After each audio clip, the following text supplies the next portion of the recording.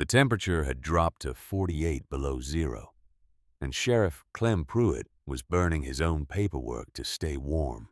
Not the old warrants, not the outdated circulars. He was feeding 5 years of signed documents into the small iron stove in the corner of his office, one handful at a time, watching the ink curl and blacken and disappear into heat that barely reached the far wall. His breath came out in clouds. His fingers had stopped feeling useful an hour ago. Outside, the town of Coldwater Crossing, Montana Territory was dying the way small things die in deep cold. Quietly, without drama, 1 degree at a time. The coal had run out 3 days before the blizzard arrived. The wood had run out the day after. Now the people of Coldwater Crossing were burning furniture, fence posts, floorboards pulled up from back rooms, anything that would catch and hold a flame long enough to matter. Families had pressed together in the saloon and in the church, and in the general store sharing body heat, the way animals do when the world turns against them. Children had stopped crying 2 days ago. That was the detail that frightened people most. When children stop crying in the cold, something has shifted. Something has moved past the place where comfort is still possible. 400 people lived in Coldwater Crossing. Every one of them was running out of time.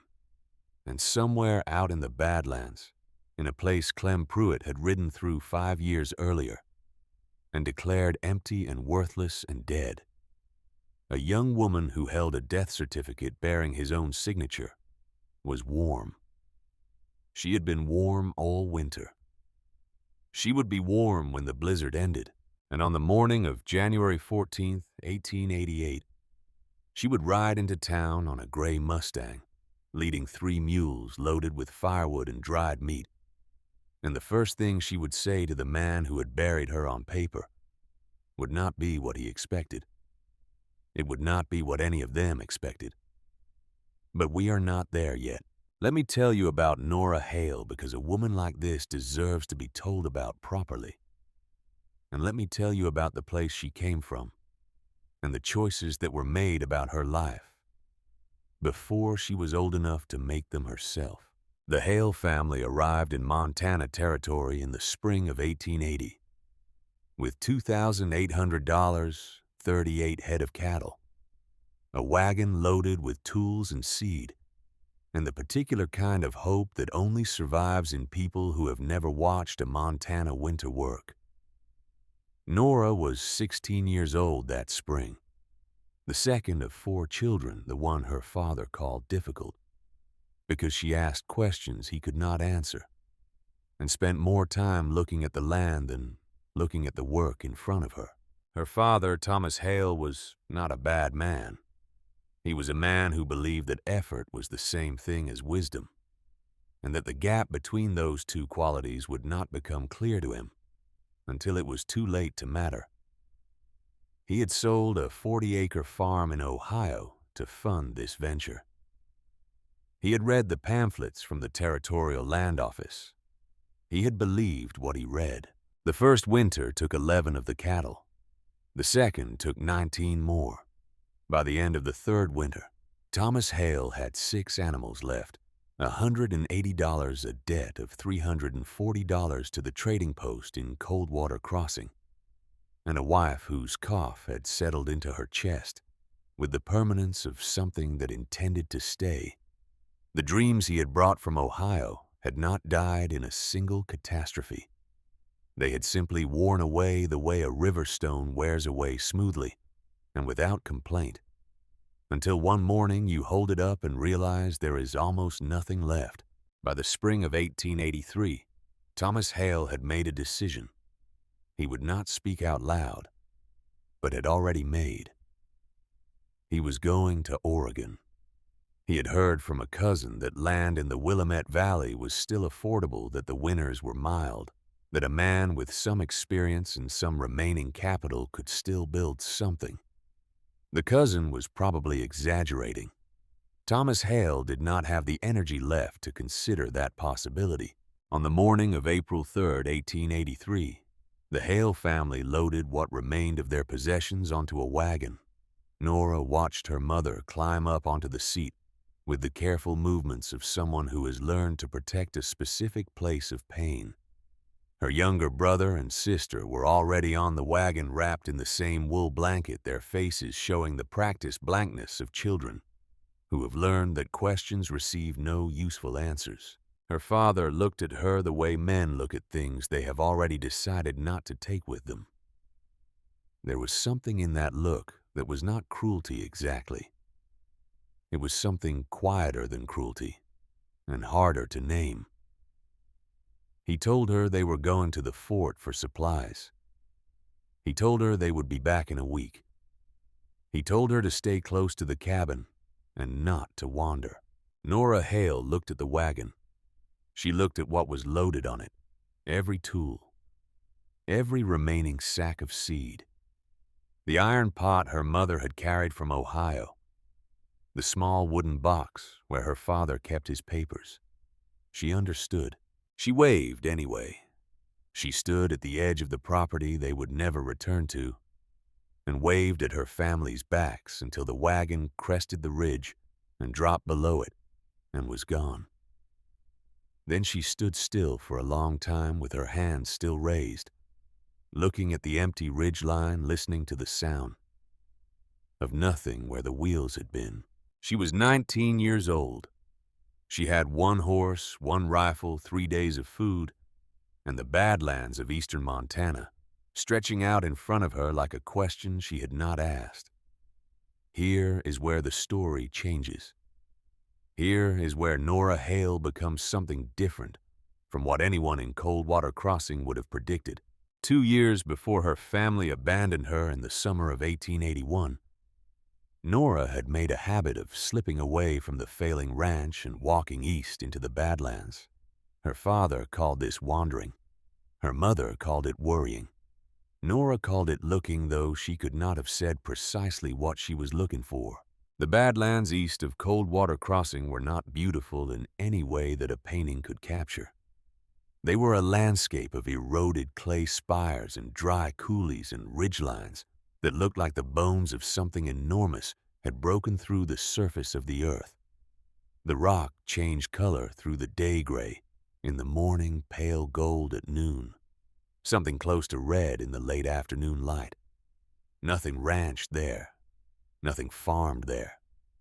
The people of Coldwater Crossing passed through occasionally and came out relieved to be on flat ground again. But Nora had noticed something in the early mornings when the air was cold and still enough that differences in temperature became visible. In certain places, thin ribbons of steam rose from cracks in the earth. Not smoke, not fire, something else.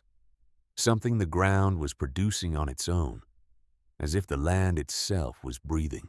She followed one of those ribbons of steam one morning in July of 1881, deeper into the Badlands than she had ever gone down through a narrow coulee where the walls pressed close enough to touch on both sides, and into a small hidden valley where the ground was warm underfoot and the air smelled of minerals and something ancient. That was where she found Ember Ridge Woman. The old woman was sitting outside a cave entrance, working on a strip of hide with a bone tool, and she looked up at Nora with the unhurried attention of someone who has seen many unexpected things and learned that most of them are harmless. She was Crow. She had lived in these Badlands for 50 years alone after refusing to go to the reservation when her people were pushed onto it. She was perhaps 70 years old. Her face held the particular expression of someone who has been waiting a long time and has become comfortable with the waiting. She looked at Nora for a long moment. Then she said in English that carried the texture of someone who had learned the language from the land itself, "You are not supposed to be here. But you are. So you might as well learn something." For 2 years, whenever she could slip away from the ranch, Nora came back to that valley. She learned 3 things from Ember Ridge Woman, and those 3 things would eventually save 47 lives. She learned where the geothermal vents released heat from deep in the earth, keeping pockets of the Badlands warm, even when the surface world froze. She learned where the cave systems went back into the hills, opening into chambers that maintained a temperature of 55 degrees through the coldest winters. She learned how to read the signs the ground gave, the specific quality of steam, the particular warmth underfoot, the way certain plants grew near vents that nothing else would touch. The earth remembers fire, Ember Ridge woman told her. Long ago, this land burned from below. The fire is still there sleeping. If you know where to look, you can find its warmth. Nora did not know, in 1881, why this knowledge mattered. She filed it carefully in the part of her mind where useful things were kept next to her. Understanding of weather patterns and her ability to read animal sign. And she kept coming back because the old woman was interesting and the valley was warm. And the questions she could ask there were different from the questions she could ask anywhere else. When her family left her on April 3, 1883, Nora did not panic. She stood at the empty ridgeline for whatever time she needed to stand there. Then she turned east and rode into the Badlands. She found the cave system Ember Ridge woman had shown her. The main chamber was larger than she remembered, perhaps the size of a generous barn, with a ceiling that arched high enough to stand under, and a floor of packed earth that held the heat from the vent below. The temperature inside was 55 degrees.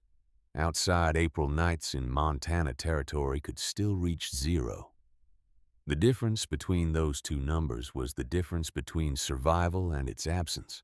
Nora Hale picketed her horse at the cave entrance, carried her 3 days of food inside, sat down on the warm earth floor, and began thinking about what came next. 3 months later, Sheriff Clem Pruitt rode into the Badlands to find her body. Let me tell you about Clem Pruitt because the man deserves to be understood clearly before he becomes the story he eventually becomes. He was 44 years old in 1883. A broad man with a lawman's deliberate way of moving, the kind of walk that says, I am in no hurry because I have already decided where this is going. He had been sheriff of Coldwater Crossing for 9 years. He wore his silver star the way some men wear their success, not as a symbol of responsibility, but as evidence of arrival. He had not arrived from very far, but he had arrived further than most men in the territory thought he would. And that distinction mattered to him. He was not, by the definitions available in 1883, a corrupt man. He accepted small considerations from the saloon owners because everyone did, and because the line between a gift and a bribe is often drawn by whoever is doing the accepting.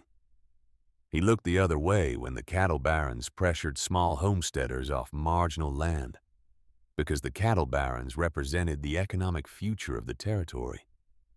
And Pruitt had learned to align himself with futures rather than with the people futures leave behind. He was a man of his place and time. That is perhaps the most accurate thing that can be said about him. When the Vance family posted a notice in the territorial newspaper about their daughter who had gone missing in the Badlands, Clem Pruitt was the logical person to investigate.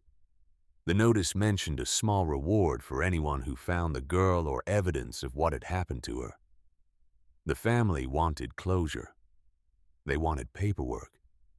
They wanted the kind of official document that would let them move forward without the weight of an open question. Pruitt rode out with 2 deputies on a Tuesday morning in July. They spent 3 days in the Badlands covering the terrain systematically, finding nothing of use. The Badlands were designed to keep their secrets. The coulees looked alike. The ridgelines offered no obvious trail. The cave systems went back further than any man on horseback was willing to follow, without more reason than a missing girl and a small reward. He found no body. He found no fire. He found no shelter. He found truthfully nothing at all. But here is what Pruitt understood that his deputies did not, and what the people of Coldwater Crossing would not know for 5 more years. Under the homestead laws of Montana Territory, abandoned land could be claimed after a qualifying period if the original claimant could be proven dead or absent without intention to return. Thomas Hale had filed a homestead claim on 160 acres before the family arrived. When the Hales left for Oregon, that claim became the legal equivalent of an open question, a property that existed in a kind of official limbo until someone clarified its status.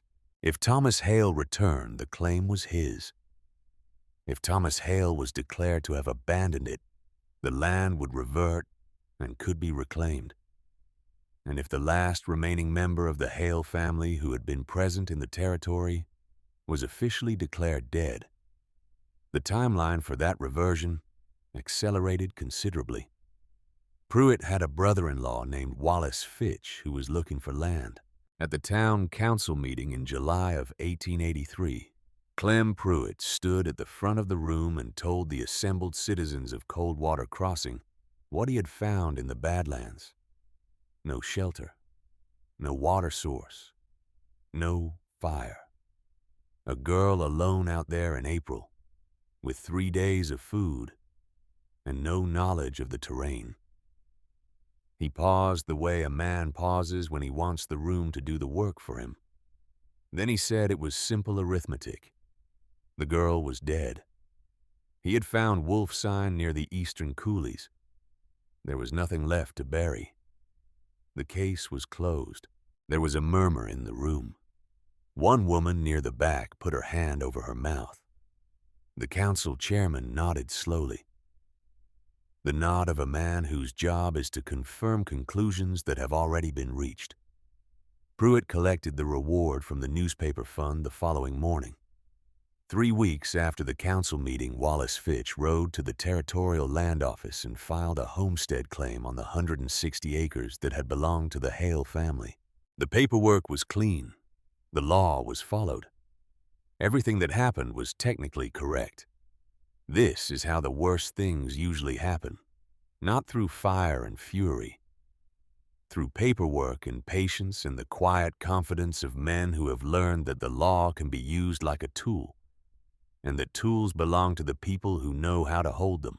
Have you ever been in a room where the consensus was so complete, so certain, so obviously correct, that no one thought to question the man who had built it?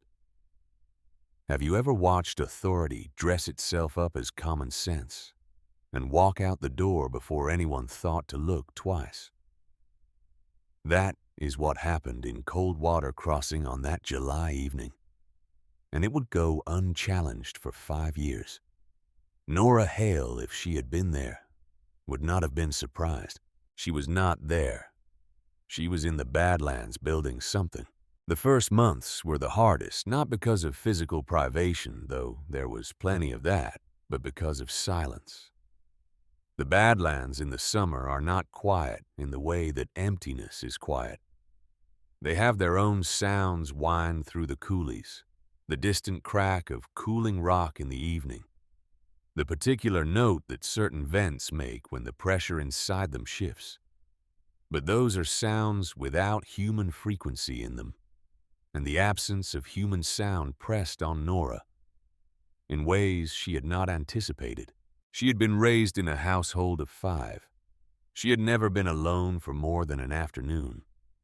Now she was alone for days that became weeks, and the only measure of time that mattered was whether the sun was up or down, and whether she had enough water and enough food and enough warmth to see the next morning. She did what she had always done when her mind ran ahead of what was useful. She worked. She expanded the main cave chamber, using a steel pry bar she had brought from the ranch to work at the back wall, following the seam of softer rock toward the deeper warmth. She built a small stone wall at the cave entrance to break the wind without blocking the air. She dug a root cellar in the floor of a side chamber where the temperature stayed cool, but not freezing. She cut deadwood from the coulee bottoms, not because she needed fire for warmth, but because fire meant light, and light meant the ability to work through the dark months. And the ability to work was the thing that kept the silence from becoming something she could not manage. She went to Ember Ridge Woman in August with 3 rabbit pelts and a question about which plants near the vents could be used for food through the winter. The old woman looked at the pelts, looked at Nora, and made the expression that substitutes for a smile in faces that have mostly stopped bothering with them. Then she answered the question. In the fall of 1883, Nora Hale rode north to a crow camp she had heard about from Ember Ridge Woman and arrived with her remaining rabbit pelts and 3 deer hides she had spent 2 weeks preparing. She came away with 4 goats, a quantity of dried corn, and a relationship with the family who had traded with her that would prove useful in ways she could not yet predict. She also began that fall to observe. Every 2 or 3 weeks, she would ride to a specific ridge about 4 miles from Coldwater Crossing, from which the town was visible in the middle distance, too far to identify faces close enough to see patterns. She watched the way the cattle drives moved through which direction, which season, which buyers. She watched the railroad survey crew arrive in 1884 and begin marking the route that would bring the line through town the following year. She watched which buildings went up and which ones didn't. She watched the sheriff's movements, his patterns, his associations. She was not planning revenge. She was not in any conscious sense building a case. She was doing what Ember Ridge Woman had taught her through example rather than instruction, which was that knowledge of the land and knowledge of the people on it were the same category of thing, and that both required patient, consistent attention, and that the information collected in the observing years was the capital that got spent in the difficult years. She watched and she remembered, and she kept her own counsel. And the town of Coldwater Crossing went about its business below her ridgeline, with no idea that the girl Clem Pruitt had buried on paper was sitting her horse in the thin September light and learning everything there was to learn about the place that had decided to forget her. And in the spring of 1884, something happened that changed the terms of everything that came after. Nora rode to Fort Benton. It was a 3-day ride each way through terrain that required careful navigation and careful management of water. And she made it alone in the early spring before the trails became fully passable, because she had decided that there was one thing she needed to do before the next winter came, and the next winter would not wait for her to be ready. At Fort Benton, she found a land registry agent named Silas Drum, who operated out of a back office in the trading post there. He was a meticulous man in his 50s who had seen enough of the territory to be unsurprised by anything that came through his door. He looked at Nora Hale for a long moment when she told him what she wanted. She wanted to file a homestead claim on 280 acres in the Badlands, east of Coldwater Crossing, including the cave system and the geothermal zone and the land surrounding them. Drum asked her if she had been resident on the land for the qualifying period. She told him she had been resident there since April of 1883. He asked her for her name. She gave it. He looked at her again with the particular attention of a man who is matching what he sees against something he knows. He did not ask her about the death certificate. He was a land registry agent, not a judge, and his job was to record claims made by people who were standing in front of him. And Nora Hale was standing in front of him, and she was clearly alive. He completed the paperwork in his careful hand and stamped it with the territorial seal, and handed her the copy, and kept the original in his files. The document bore the date of September 3rd, 1884. No one in Coldwater Crossing looked for land claims filed under the name of a dead girl.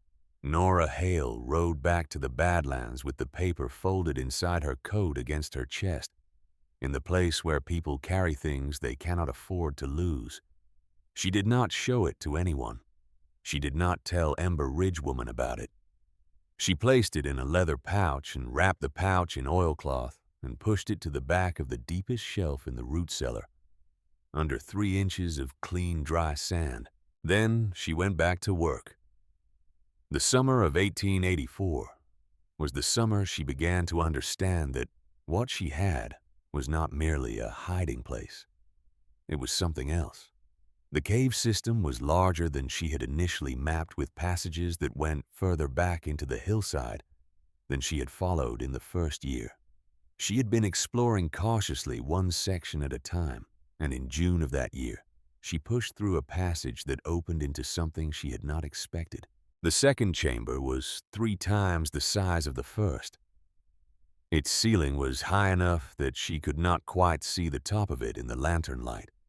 The floor was nearly flat, and from the far wall a shallow stream of geothermally warmed water ran across the rock and collected in a natural basin before disappearing into a crack in the floor. The water was warm to the touch. Not hot, but warm the way a hand is warm after it has been working. The temperature in the second chamber was higher than the first. Not by much, perhaps 5 degrees, but in the arithmetic of Montana winters, 5 degrees was not a small number. She stood in that second chamber for a long time, holding her lantern, feeling the warmth on her face, listening to the sound of the water moving across the rock. And she thought about 48 degrees below zero, which is what the temperature would reach in the worst of the winter months. And she thought about the difference between the air outside and the air here. And she did the arithmetic in her head the way a careful person does arithmetic without rushing. 93 degrees of difference between the world outside and this place. 93 degrees that she had not earned and had not built and had not purchased.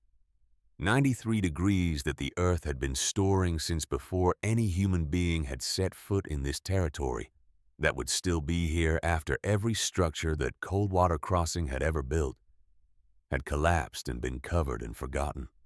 She pressed both palms flat against the warm rock of the wall and held them there. Then she began planning for the winter she did not yet know was coming. If you are enjoying this story, leave a comment below telling us where you are watching from today.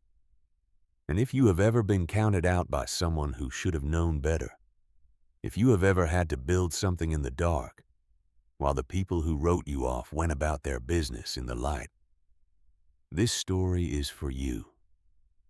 Let me continue. Through 1885 and 86, Nora Hale expanded what she had built into something that had no name in the territory, because nothing like it had been built there before. The cave system now included the 2 main chambers, 3 side passages, the root cellar, a small stable cut into a side coulee that could hold 6 animals, and a drying room where she processed meat and vegetables through the fall. She had 4 goats that gave reliable milk. She had a garden in a patch of ground warmed by a shallow vent where she grew potatoes and turnips, and some variety of squash that Ember Ridge woman had given her, and that grew with an enthusiasm she had not expected.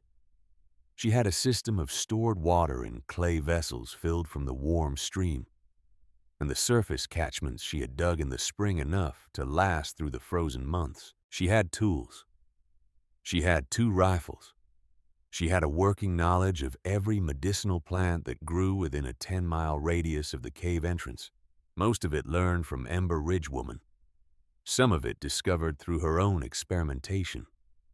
All of it recorded in a journal she kept in the same careful way. She kept everything with dates and quantities and observations about what worked and what did not. She had, in the language of a place and time that did not have the word for it, a homestead. A functioning, productive, self-sustaining homestead in the place that Clem Pruitt had called worthless and dead. The railroad arrived in Coldwater Crossing in 1885.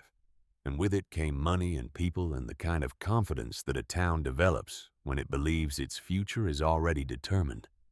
Pruitt's star got a little brighter that year. His associations with the cattle barons became more visible, more comfortable. He stood taller at the saloon bar. His brother-in-law, Wallace Fitch, sold the homestead claim on the Hale land to a speculator from Helena for $800 and used the money to buy into a freighting operation. None of this reached the Badlands. None of this touched the woman on the ridge who watched through a small brass telescope she had traded for with a Crow family recording in her journal. The patterns of a town that did not know she was alive. And in the fall of 1886, Ember Ridge Woman died. Nora found her in the small cave where the old woman had lived for 50 years, sitting against the back wall in the posture of someone who has finished what they came to do and is simply waiting for the logistics of departure to resolve themselves. She had been dead, perhaps a day. The cave was cool, but not cold. The warmth from the vent in the floor still working, as it had always worked, faithful to its nature.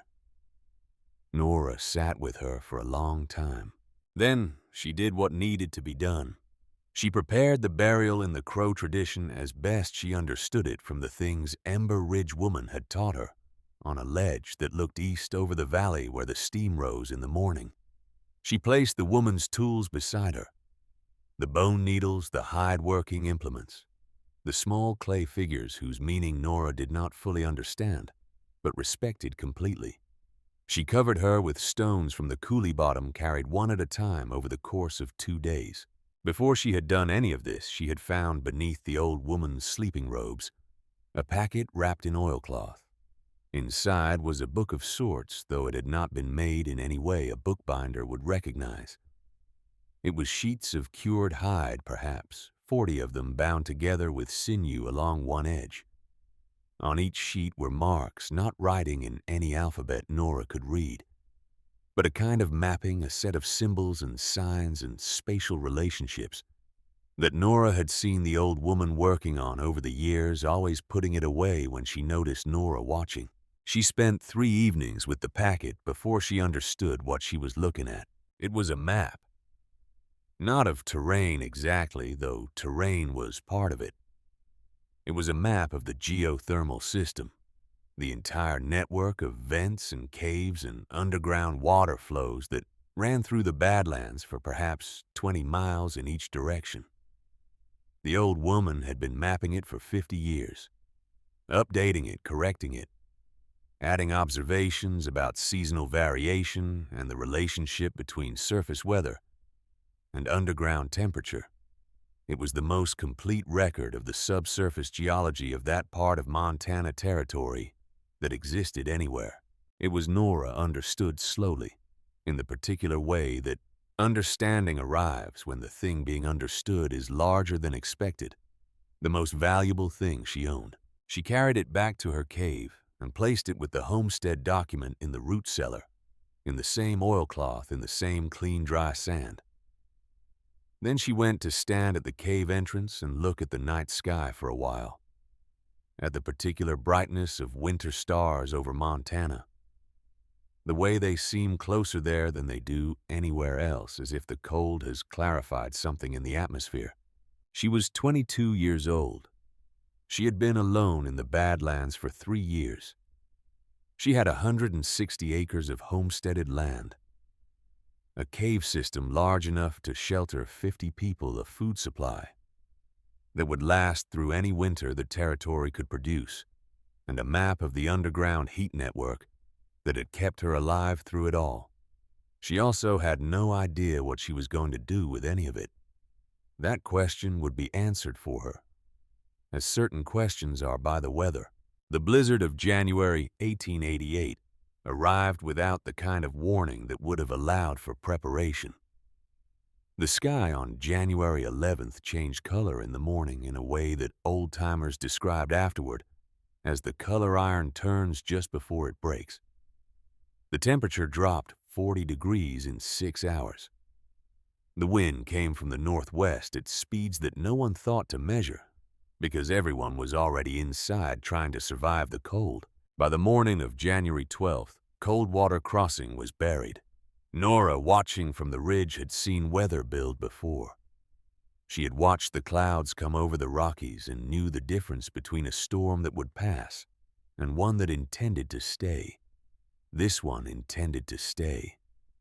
She rode back to the cave on January 10th before the storm fully arrived and spent the day checking her stores, checking her animals, reinforcing the entrance wall against wind.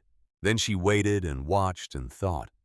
Down in Coldwater Crossing, the coal ran out on the 13th. The wood ran out on the 14th. Clem Pruitt burned his desk on the 15th. In the saloon and the church and the general store, children had stopped crying. Cattle had frozen where they stood. The temperature on the morning of January 14th was 48 below zero and still dropping. Nora had not ridden to the ridge that week. She did not need to. She knew what was happening. She had known what was happening from the moment she saw the storm build. She sat in the second chamber of her cave, the larger one, and she did what she had learned to do when a decision needed to be made. She thought through it carefully. All of it, the years of watching, the years of building the death certificate with its clean official signature, the homestead map in the root cellar, the old woman buried on the eastern ridge. She thought about the 47 families in Coldwater Crossing who had 3 days of food left and no way to make heat. She thought about the children who had stopped crying. Then she thought about what Ember Ridge woman had said to her once near the end, when Nora had asked her why she had stayed in the Badlands all those years alone instead of going back to her people. The old woman had looked at the fire for a long time before she answered. Then she said, "The earth shares its warmth with everyone who knows how to ask. We should do the same." Nora sat with that for a while. Then she stood up and began loading the mules. On the morning of January 14th, 1888, Nora Hale rode out of the Badlands before first light. She had been awake since the middle of the night, not from anxiety, but from the particular clarity that arrives when a decision has been fully made and the mind is free to focus entirely on execution. She had loaded the 3 mules the evening before, working by lantern light in the stable coulee, distributing the weight carefully across the pack frames. Firewood on the first mule, the densest and driest, she had split to a size that would catch fast in a cold stove. Dried meat and root vegetables on the second, enough to feed 50 people for 3 days. Blankets on the third, the extra ones she had accumulated over 5 years of trading wool and buffalo hide and 1 large elk skin she had tanned herself in the second winter. She checked the loads twice. She checked her rifle. She checked the sky. The stars were still out when she rode east, and the cold was the kind of cold that has weight to it, that presses against exposed skin with something that feels almost like intention. Her breath came out in clouds that froze before they dispersed. The gray Mustang moved with the careful deliberateness of an animal that understands terrain, placing each hoof with the attention that ice demands. The 3 mules followed in single file, their lead lines tied to each other and to her saddle horn, their breath making a small moving cloud behind her. She had ridden this route in every season for 5 years. She knew every coulee crossing, every ridge approach, every place where the ground shifted from solid to uncertain. In summer, she could make the ride in 2 hours. In the dark and the cold of January 14th, it took her 3.5. She came over the last ridge above Coldwater Crossing as the sky was beginning to pale in the east. That particular gray that precedes dawn in Montana, the color of old pewter. Below her, the town was still. Not the still of sleep, but the still of something that has used up its energy and is waiting for whatever comes next. No smoke from the chimneys. A few windows showed the thin orange light of candles or lanterns, but most of the buildings were dark. The cattle pens were empty. She could see even from this distance the dark shapes of animals that had frozen where they stood, scattered across the winter pastures like abandoned furniture. She sat her horse at the top of the ridge for a few minutes, looking down at the town that had decided she was dead. Then she rode down. She came into Coldwater Crossing from the north down the main wagon road, leading her 3 mules in a line behind her. The sound of the hooves on the frozen ground was the loudest sound in town. She rode at a walk deliberately, not from any desire for drama, but because the horses needed to be careful on the ice, and because she wanted whoever was watching to have time to understand what they were seeing before she had to explain it. Someone was watching from the window of the general store. Then someone from the church. Then a face appeared at the door of the saloon wrapped in so many blankets that the face was almost all that was visible. She rode straight down the center of Main Street, past the frozen cattle, past the boarded windows, past the silent houses. She stopped in front of the jail. The door opened. Clem Pruitt stood in the doorway looking like a man who has not slept in 4 days and has recently given up on the idea that sleep is something that happens to him anymore. He was wearing his coat and his hat and 2 blankets over everything, and his breath came out in a thick cloud that hung in the still air. He looked at the woman on the gray Mustang. He looked at the loaded mules. He looked at the woman again. She gave him time to look. "Sheriff," she said. Her voice carried in the frozen silence the way sounds carry when the cold has stripped everything else away. "I hear you are running low on firewood." He squinted at her. The light was still thin, and she was backlit against the pale sky, and he was a man who had not expected this morning to contain anything other than cold and diminishing options. He tried to place her. Something in the way she sat the horse. Something in the set of her shoulders. "Who are you?" he said. "Where did you come from?" She let a moment pass. The kind of moment that has weight in it. "My name is Hale," she said. "You signed my death certificate 5 years ago." She watched him work through it.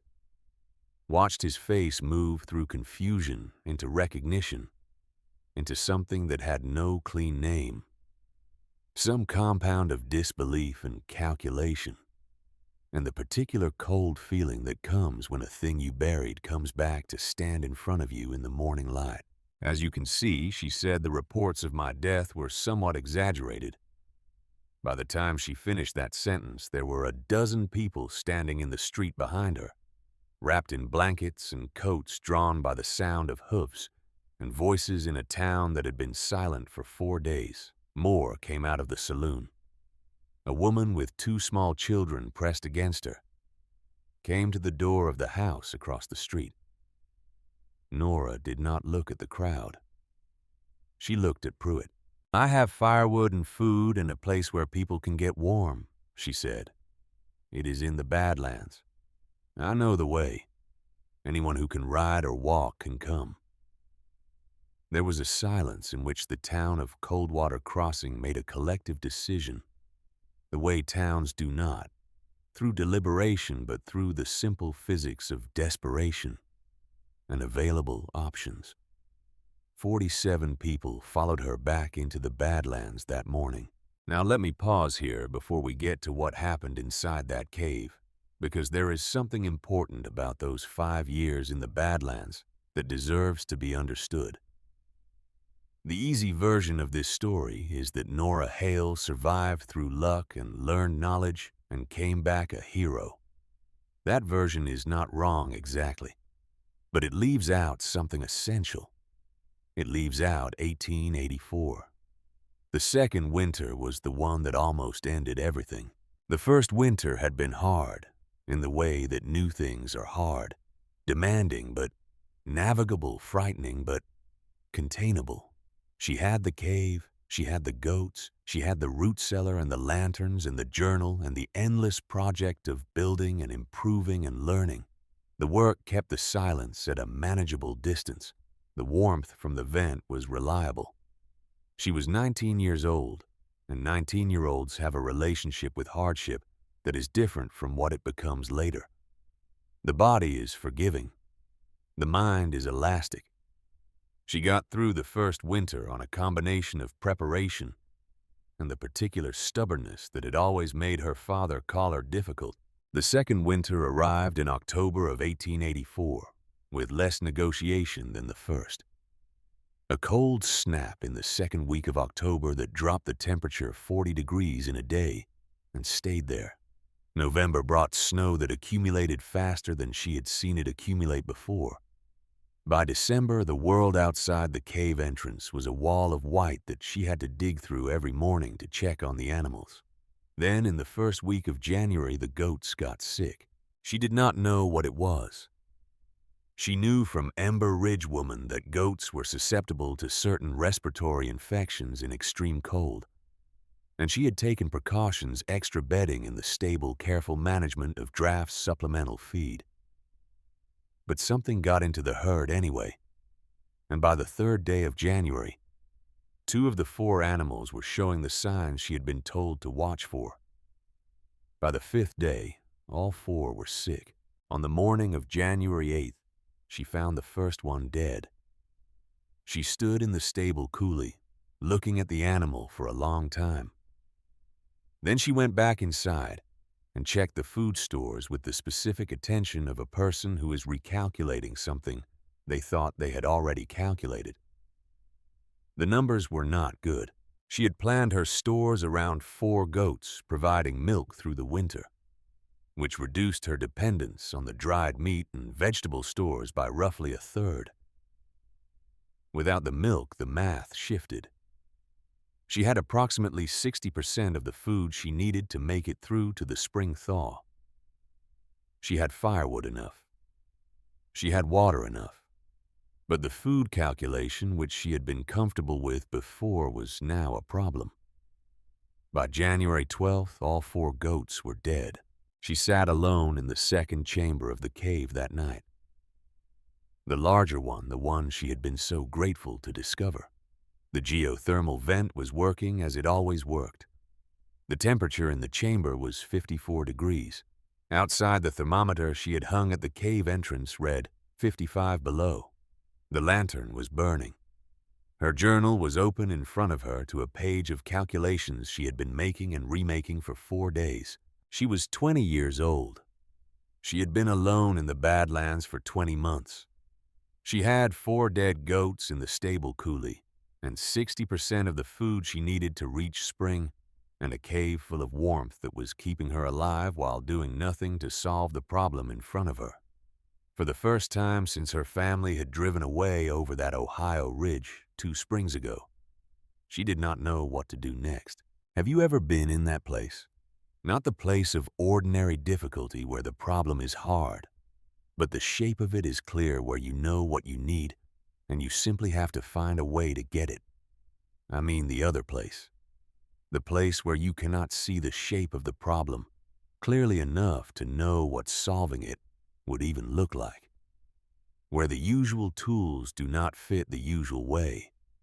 Where you sit with your hands flat on a warm stone floor and count to yourself without meaning to, because counting is at least a form of order when everything else is gone uncertain. That is where Nora Hale was on the night of January 12, 1884. She pressed both palms against the warm rock of the floor and counted. She counted to 60. She counted to 100. She counted to 347 before she stopped. Not because she had arrived at any answer, but because her hands pressed against that warm stone were reminding her of something. The warmth was still there. She was still alive, and she had been in worse places than this, technically speaking, which was to say she had been standing at a ridgeline, watching her family drive away with nothing at all, and had survived that too. She went to bed. In the morning, she ate carefully in the proportions she had recalculated the previous night, and she went to clean out the stable coulee because the dead animals needed to be dealt with. Regardless of what else was happening, and practical work has a way of clarifying the mind that no amount of sitting and thinking can replicate. She was pulling debris from the back of the stable when the wall gave way. Not the whole wall. a section of it perhaps 4 feet wide and 3 feet tall, where the rock face met the packed earth of the coulee side. It gave way inward not with a crash, but with a slow, grinding shift, the way walls move when they have been wanting to move for a long time, and something has finally given them permission. Cold air rushed in from the stable side. Warm air rushed out from the other. She stood very still. Then she picked up her lantern and bent down and pushed through the opening. The passage was low for the first 12 feet, requiring her to move on hands and knees, and then it opened into something that stopped her completely. The third chamber was the largest she had found. The ceiling arched high enough that her lantern light could not quite reach it. The floor was wide and nearly flat. Along the far wall, a ribbon of geothermally warmed water moved across the rock in a shallow channel perhaps 2 inches deep and 18 inches wide, collecting in a natural basin at one end before disappearing into a floor crack. The temperature was noticeably higher than in the second chamber. She could not measure it precisely, but it felt warmer by several degrees. And in January in Montana, several degrees is not a small number. She stood in the new chamber for a long time, holding her lantern, looking at the space around her. Then she did something she had not done in a long while. She laughed. Not from happiness exactly, though there was happiness in it. From the specific relief of a person who has been looking at a mathematics problem that does not work, and has just been handed a variable they had not known existed. The wall that collapsed had been holding her back from the largest, warmest, most useful part of what she owned. Her worst moment had opened her best room. She went back through the passage. She ate a full meal, a deliberate extravagance against the recalculated rations because some moments require acknowledgement. Then she began methodically to enlarge the passage. That experience, the winter of 1884, marked a change in how Nora Hale understood what she was doing in the Badlands. Before that winter, she had been surviving. After it, she was building. The distinction sounds small. It was not small. Surviving is responsive. It answers the demands of the present moment.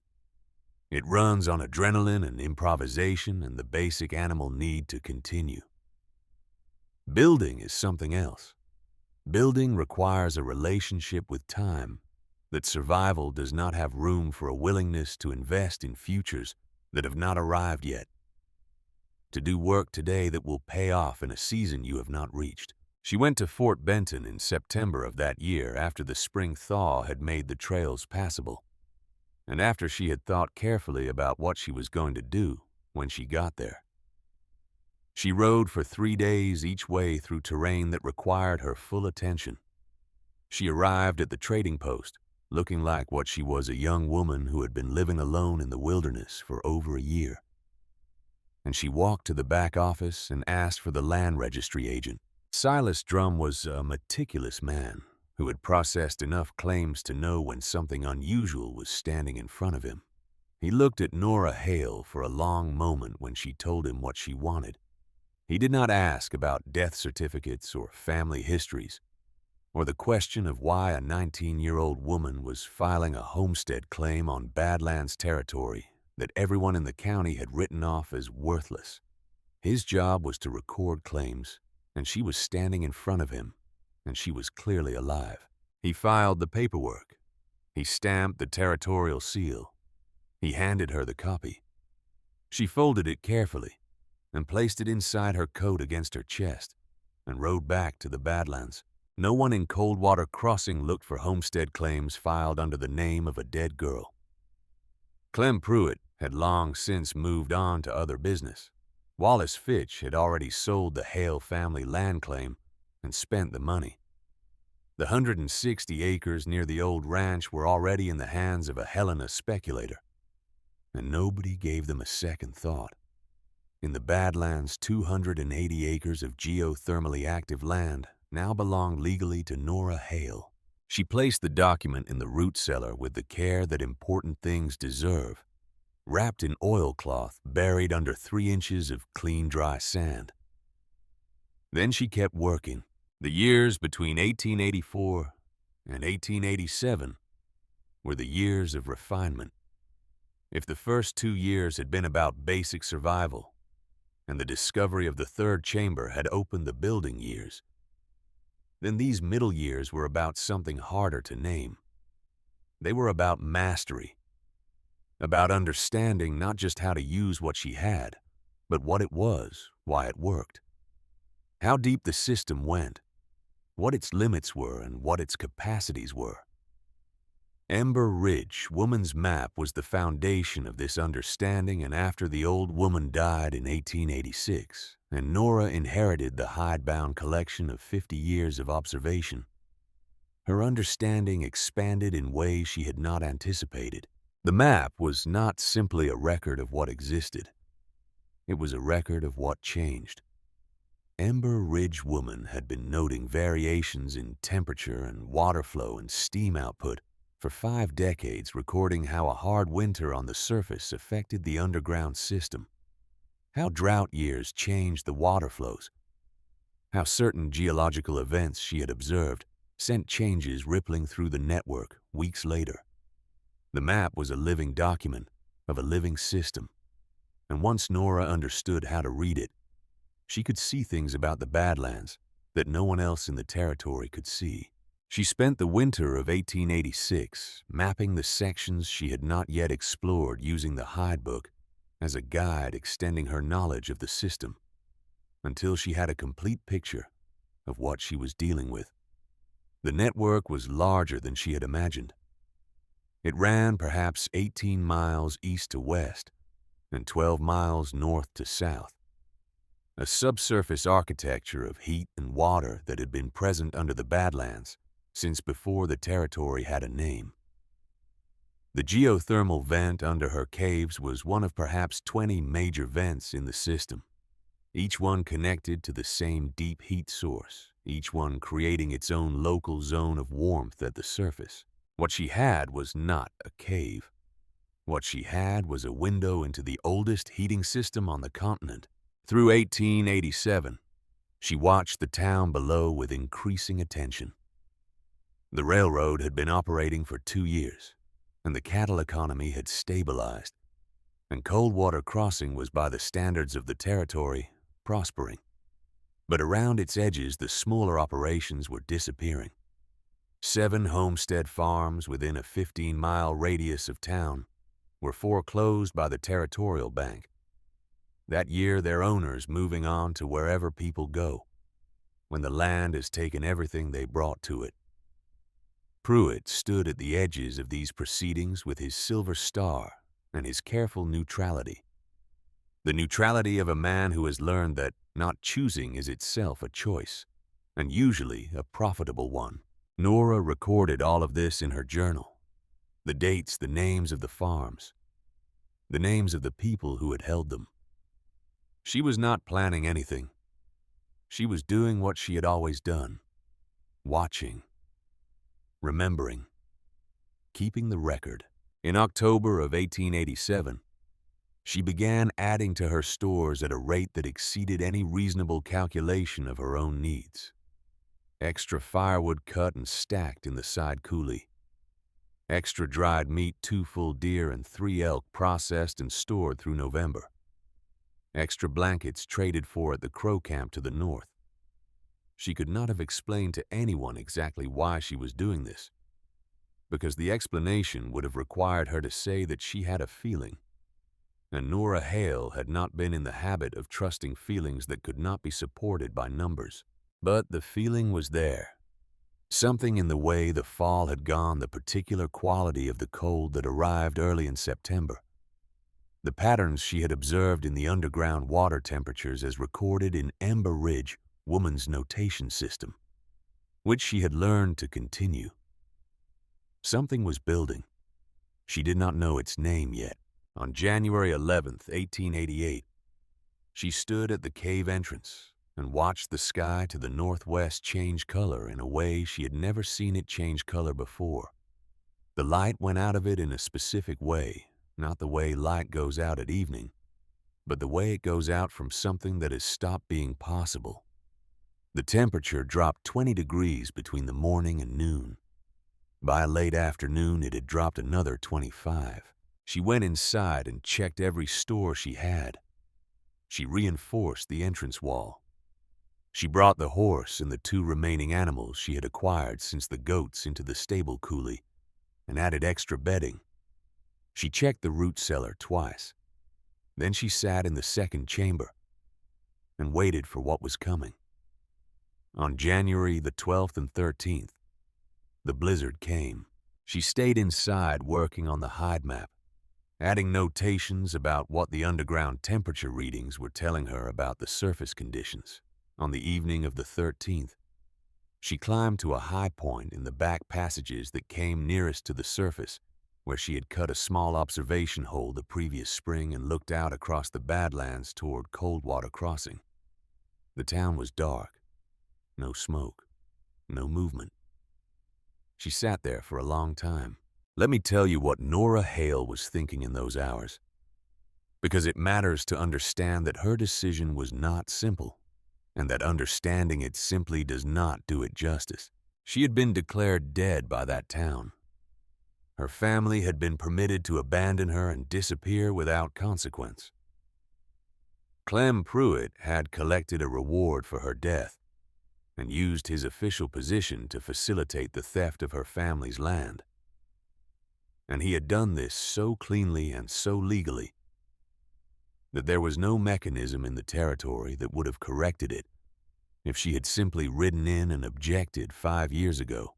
The people of Coldwater Crossing had heard him declare her dead and had accepted it without question, because it was convenient and because a live girl in the Badlands was a problem and a dead girl was a closed case. She owed them nothing. She had built everything she had without any assistance from any of them. She had discovered and developed and mapped and improved a geological resource that no one else had known existed on land she now legally owned through 5 years of solitary labor and careful thought. Everything in those caves was hers, earned by the most basic of all claims, the claim of presence and work and time, and the families in those frozen houses below her. The children who had stopped crying, they had not been the ones who signed the death certificate. They had not been the ones who filed the land claim under a dead girl's name. They were people who had come to the territory with their own versions of hope and had done their best with what the territory gave them, which was sometimes very little and sometimes nothing at all. She thought about what Ember Ridgewoman had said. The earth shares its warmth with everyone who knows how to ask. We should do the same. She went back through the passage to the main chambers. She began checking the loads on the mules she had packed the evening before, adjusting the weight distribution, making sure the ropes were sound. Then she tried to sleep for a few hours because the morning was going to require everything she had. And a person who has learned to be practical about resources understands that the body is the most important one.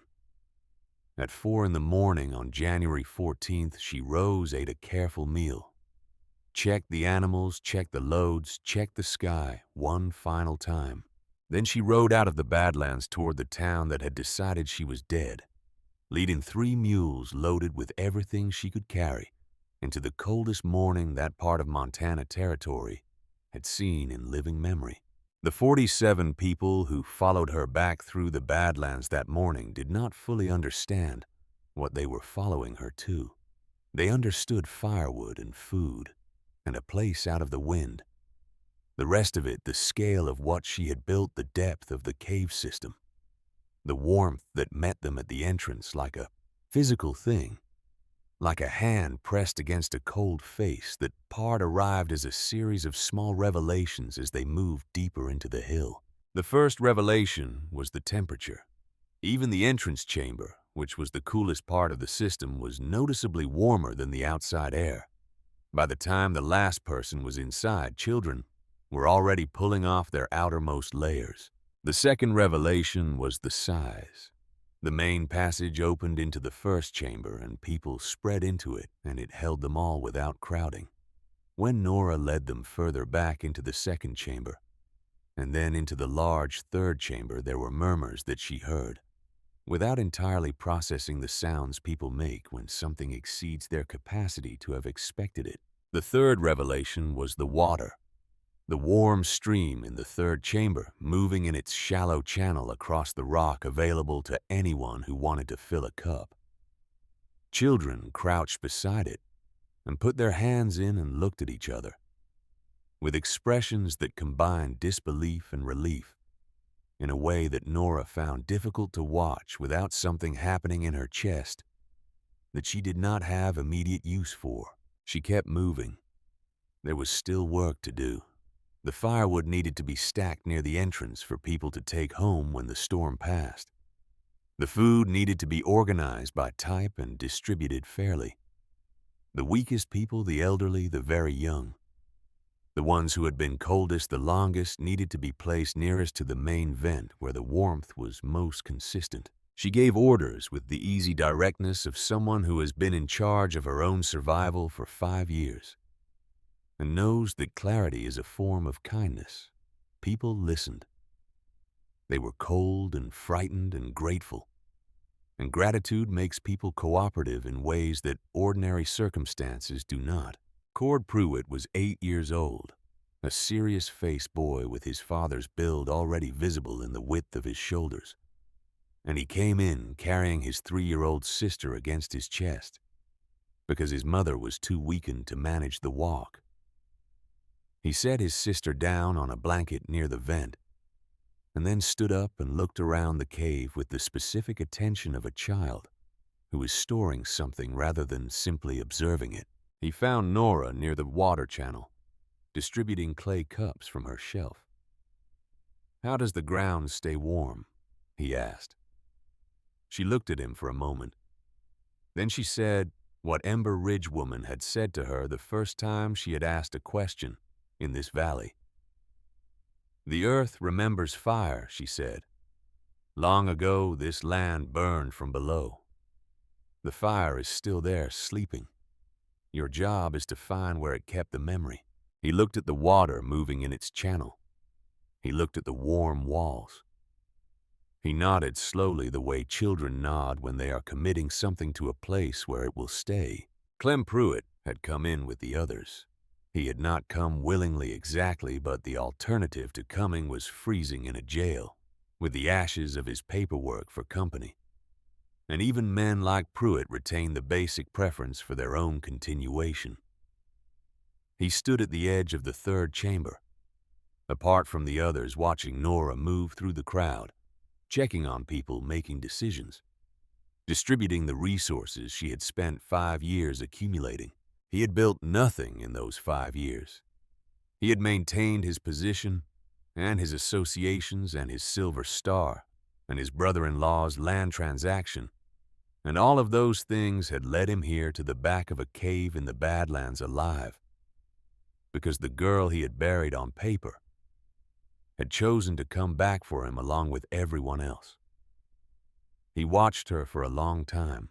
Then he moved through the crowd toward her, and she looked up before he reached her, the way people look up when they feel something coming. "I declared you dead," he said. "I know," she said. She did not stop what she was doing. She was checking the temperature of a child's hands, working the small fingers gently to assess the circulation. She looked at him once level, and without particular anger, the look of someone who has had 5 years to decide what this moment meant and has arrived at a conclusion that does not require his input. "You took the easy way out," she said. "You decided I was not worth the trouble of a real search. You wanted me to be dead, so you made it official." She returned her attention to the child, rubbed the small hands between hers, satisfied herself that the fingers were recovering. "But I am not dead, Sheriff," she said. "I am the only reason you are not freezing right now." He had nothing to say to that. What could he say? She was right, and they both knew it.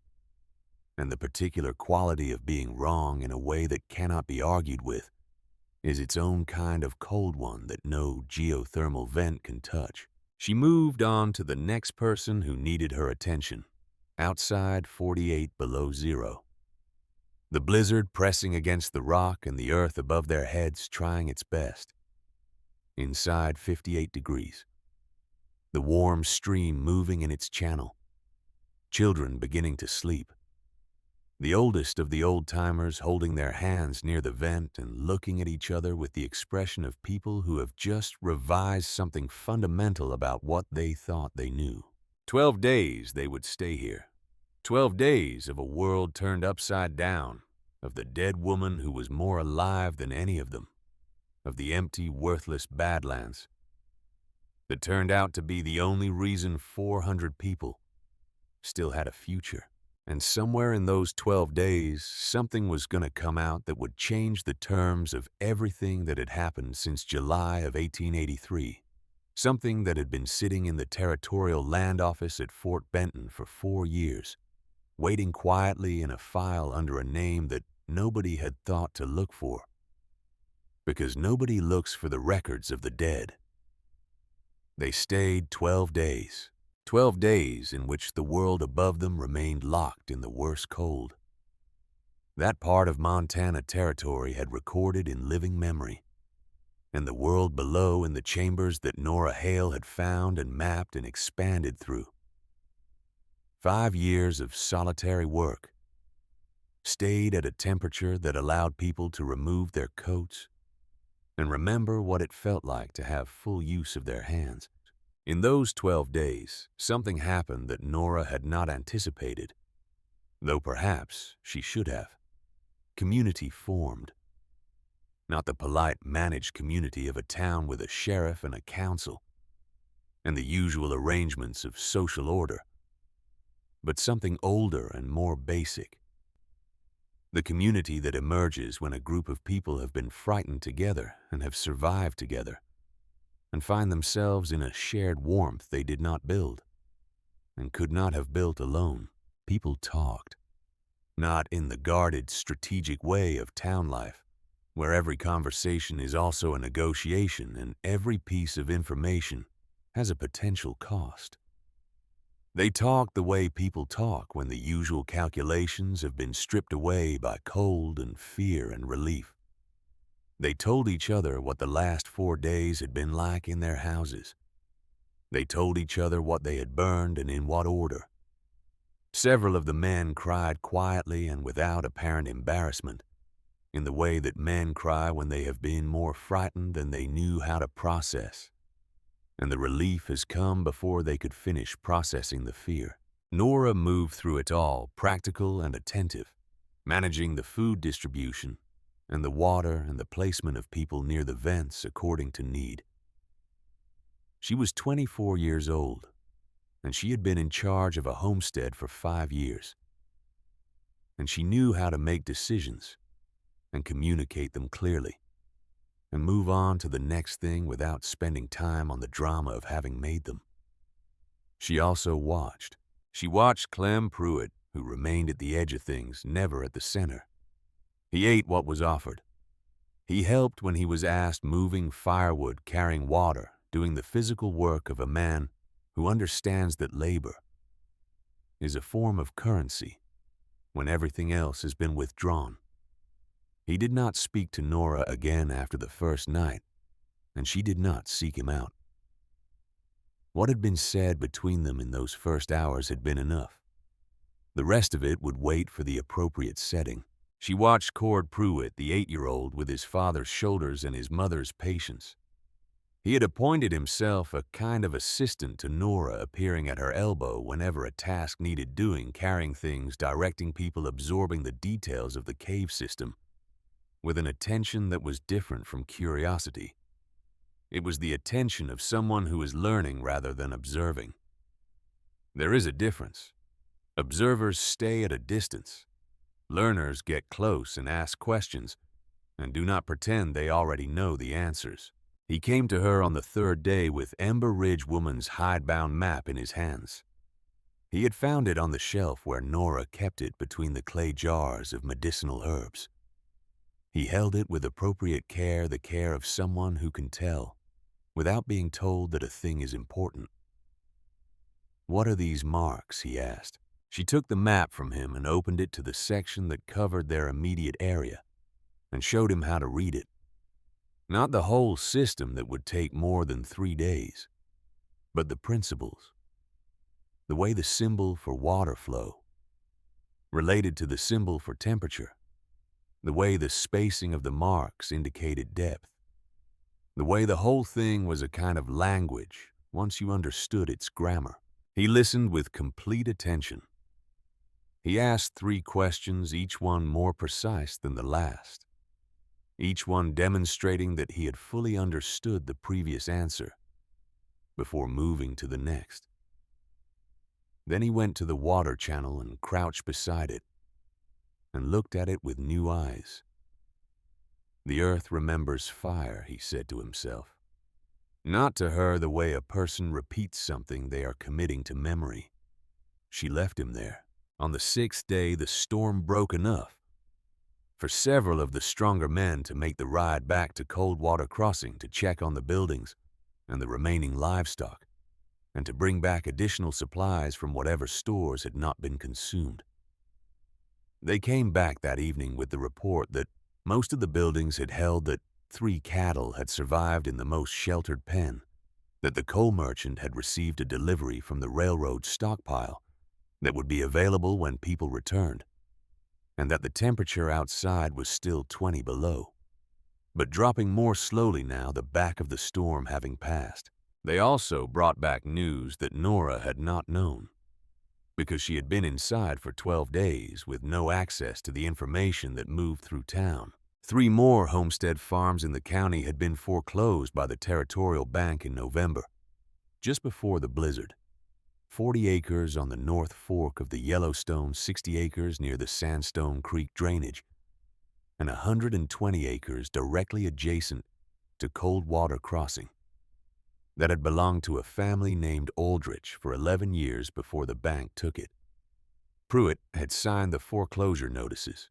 His brother-in-law, Wallace Fitch, was reportedly in conversation with the bank about acquiring the Aldrich property. Nora listened to this without visible reaction. She was thinking about a town hall meeting that was going to happen when the blizzard was over, and what she needed to have ready for it. On the morning of the 8th day, she went to the root cellar. She moved 3 inches of clean, dry sand from the back corner of the lowest shelf. She unwrapped the oilcloth. She took out the 2 documents that had been resting there since September of 1884, unread by anyone but her. The first was the homestead claim for 280 acres in the Badlands, signed by Nora Hale, witnessed and stamped by Silas Drum at Fort Benton, dated September 3, 1884. The second was a letter she had written to herself in the fall of 1887, during the period when the feeling had been growing that something was coming, and she had been trying to decide what to do when it arrived. The letter was addressed to the Territorial Land Commission. It described the geothermal system, its extent and nature and utility, and it asserted the legal claim of Nora Hale to the land on which it existed. She had not yet sent it. She had been waiting until the right moment, understanding that timing was a form of evidence. She held the homestead document up in the lantern light and read it through. Silas Drum had done careful work. The legal description was precise. The territorial seal was clear. The date was unambiguous. 4 years this document had been waiting in the dark under the sand. She folded it back into the oilcloth and placed it inside her coat. On the morning of January the 26th, 12 days after she had ridden into Coldwater Crossing, Nora led the 47 residents back out of the Badlands. The temperature had risen to 5 below, which, in the context of the previous 2 weeks, felt almost mild. The sky was the particular hard blue of a winter that has spent its energy and is receding, and the snow on the ground caught the morning light and threw it back so bright that people squinted after 12 days in the warm dimness of the caves. They came out in a long line on horseback and on foot, carrying blankets and coats, and the remnants of the food Nora had distributed blinking in the February light. Several of them turned back to look at the cave entrance before the coulee walls hid it from view. The children stared longest. Coldwater Crossing was a different town from the one they had left. The snow was piled above the first-floor windows of every building on Main Street. 3 smaller structures had collapsed under the weight of it. The cattle losses were worse than the scouts had reported, perhaps 80% of the livestock in the county gone. The territorial newspaper, when it eventually published again 3 weeks later, would call the blizzard of January 1888 the deadliest winter event in the history of Montana Territory.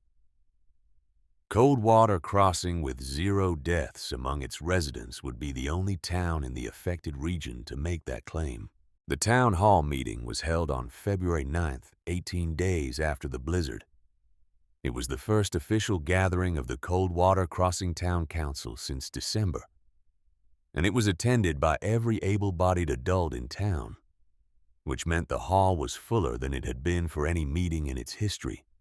People stood along the walls and out into the entrance, and some of them were in the street outside, listening through the open door despite the cold. The council chairman called the meeting to order and began with the formal business: the assessment of storm damage, the organization of recovery efforts, the communication to the territorial government, requesting emergency relief supplies. These matters were handled with the efficiency of people who have been frightened and are now doing the practical work of not being frightened again. Then the chairman said there was additional business to discuss, and the room changed texture. He was a careful man named Augustus Vane, 60 years old, white-haired, with the deliberate manner of someone who has learned through long experience that the way a thing is said is as important as the thing itself. He had been on the council for 15 years. He had been in the room in 1883 when Pruitt had announced that the Holt girl was dead. He had nodded along with everyone else. He had thought about that nod many times in the 12 days he had spent in Nora Hale's cave. He had done some research in the days since returning from the Badlands. He had found in the council's own property records a notation from July of 1883, recording that the homestead claim of Thomas Hale, 160 acres, had been officially vacated, following the death of the last known family member on the property as certified by the office of the county sheriff. He had also found in the correspondence files a copy of the letter that had accompanied Wallace Fitch's claim application 3 weeks later. The letter was from the sheriff's office. It confirmed the death certification and cleared the way for the new application. Augustus Vane placed both documents on the table in front of him. Then he placed a third document beside them. He had written to the Fort Benton Land Registry the week after returning from the caves, asking whether any claim had ever been filed on the Badlands territory east of Coldwater Crossing. The reply had come back in 4 days. Because Silas Drum was a meticulous man who kept excellent records and was still in his back office at the trading post, still stamping documents with the territorial seal. The reply confirmed that a homestead claim for 280 acres in the Badlands had been filed on September 3rd, 1884, by a claimant named Nora Hale. The claim was valid, properly witnessed, and had never been contested, because no one had ever thought to look for it. Augustus Vane read the relevant portions of these documents to the assembled citizens of Coldwater Crossing. The room was very quiet. Clem Pruitt was sitting in the 3rd row. He had known this meeting was coming in the way that a person who has been carrying something heavy knows, that eventually the weight will come due. He had been sheriff for 14 years. He understood the law. He understood what the documents on the table meant. He stood up before Vane finished reading. What he said cost him something. Anyone watching could see that. It was not a thing he had rehearsed or prepared, though. Perhaps he had tried to prepare it and found that preparation did not survive contact with the actual moment. He said that he had made a mistake in 1883, that he had declared Nora Hale dead, not because the evidence required it, but because it was convenient, and because he had known that a vacated homestead claim created an opportunity for his brother-in-law, and because the girl had been difficult, and her family had not been important, and the Badlands had not seemed worth a real search. He said he had been wrong. He said he had spent 12 days in a cave that a girl he had written off as dead had built through 5 years of solitary work, eating food she had stored and warming himself by heat. She had found, and that during those 12 days he had thought a great deal about the difference between the law and what the law is for. He reached up and unpinned the silver star from his coat. He set it on the table in front of Augustus Vane. The sound it made on the wood was small, but everyone in the room heard it. Then he sat down and looked at his hands. Nora was standing near the back of the room. She had come in after most of the others, not from any desire for drama, but because she had spent the morning in the Badlands, tending to things that needed tending to, and had arrived at the meeting late. She had heard Vane read the documents. She had watched Pruitt stand. The room turned to look at her. She walked to the front, not quickly, not slowly, with the same unhurried directness she brought to everything. People moved aside. She was wearing her working clothes, heavy wool worn at the elbows, practical boots. Her copper-colored hair was braided back. She looked like what she was, a woman who had been working since before sunrise and would be working again before the meeting ended, and who had agreed to come here today because certain things needed to be said in front of witnesses. She looked at the silver star on the table. She looked at Pruitt. "Keep it," she said. He looked up at her. "Keep it," she said again. "Wear it as long as you can stand to. And every time you look at it, I want you to remember what it felt like to be cold and wrong at the same time. Not cold in your body. Cold in the way you get when you realize that the story you told yourself about who you were and what you did was not the true story. That kind of cold does not come out in any cave I know of." She let that settle. Then she turned to face the room. She did not speak for a long moment. She looked at the assembled citizens of Coldwater Crossing, the people she had watched from the ridge for 5 years, the people whose patterns she had recorded in her journal, the families she had fed for 12 days, the children she had warmed. She had known most of their names before she rode into town. She had known which of them were struggling, and which were comfortable, and which ones lit their lamps earliest in the morning, and which ones let them burn latest at night. She knew them. They had not known she existed. "I did not come back to collect anything from this town," she said. "I want to say that clearly. I did not come back for an apology, though I have heard one today that I accept. I did not come back for the land my family lost, though the record now shows clearly enough what happened to it, and the council can address that matter according to whatever conscience this room still has. I came back because people were dying and I could help." She reached inside her coat and took out the oilcloth packet.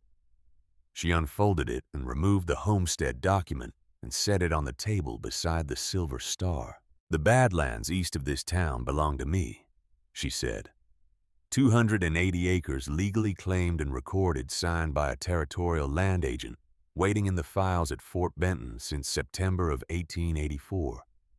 The cave system, the geothermal vents, the underground water, the warm chambers where your children slept last week, all of it is mine." She paused. "And none of you are welcome there by right," she said. "Only by invitation." Another pause. The room was so quiet that the sound of the winter wind against the hall windows was clearly audible. "You all have a stand-in invitation," she said.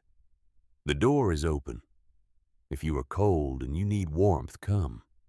If you are hungry and I have food to share, come. This is not a condition of your good behavior or your gratitude. It is simply what the place is for. The earth shares its warmth with everyone who knows how to ask. I learned that from a woman wiser than anyone in this room, including me." She picked up the homestead document and folded it back into the oilcloth. "But I want you to understand something about what you have been living next to for 5 years without knowing it. The Badlands are not empty. They never were. The geology of this territory, the heat underneath it, the water inside it, the cave systems that run through it, that is a resource as real as any coal seam or water right or grazing acre in the county. I have spent 5 years learning it. I have a map of it that would take you a year to fully understand. And I intend to continue living there and working it for as long as I'm able." She looked at Pruitt one final time. He was looking at the star on the table. He did not pick it up.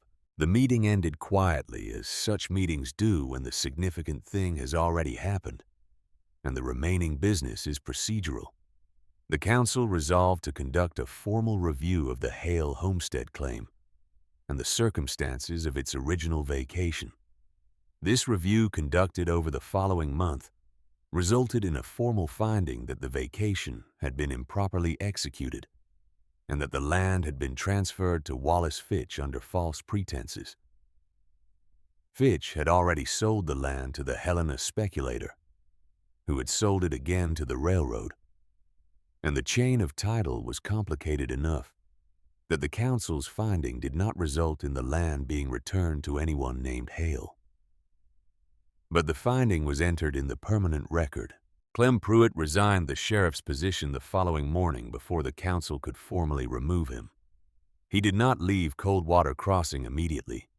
He stayed through the spring, living quietly, not at the center of things, doing small work for a few of the businesses in town. People treated him the way people treat someone whose specific failure has been publicly established with a kind of careful neutrality that is its own form of judgment.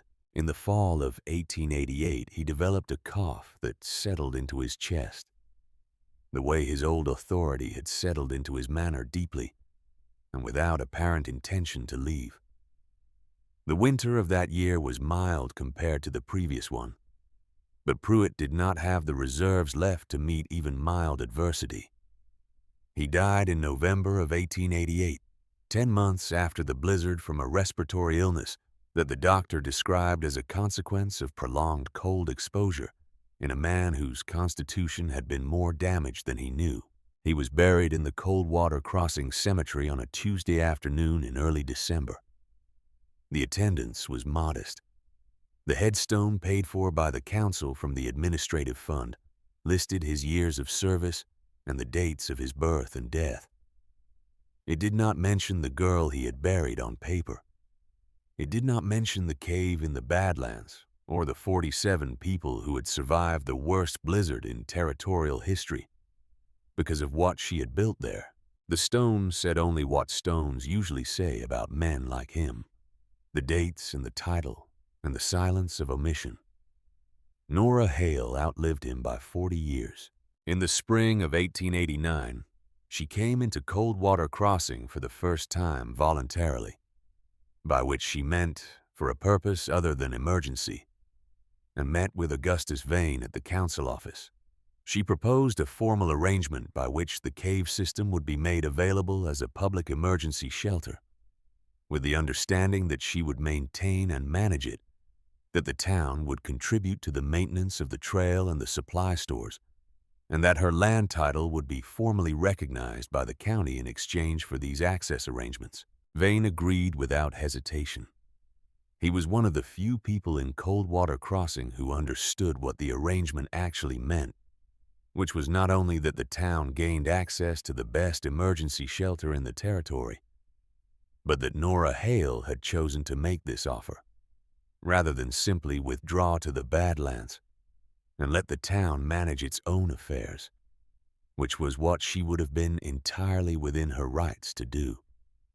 The arrangement held for 39 years. In those years, the cave system was used 3 more times in emergency conditions, twice for blizzard shelter and once during a period of sustained drought, when the system's underground water became the primary water source for a significant portion of the county's remaining livestock.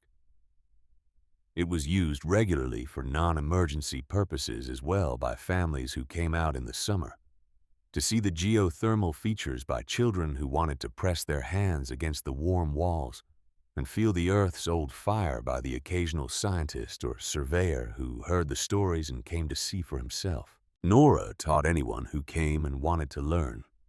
She taught the geology of the geothermal system in the practical terms she had developed over decades of working with it.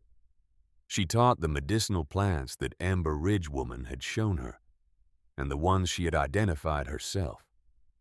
She taught the principles of cave maintenance and underground water management.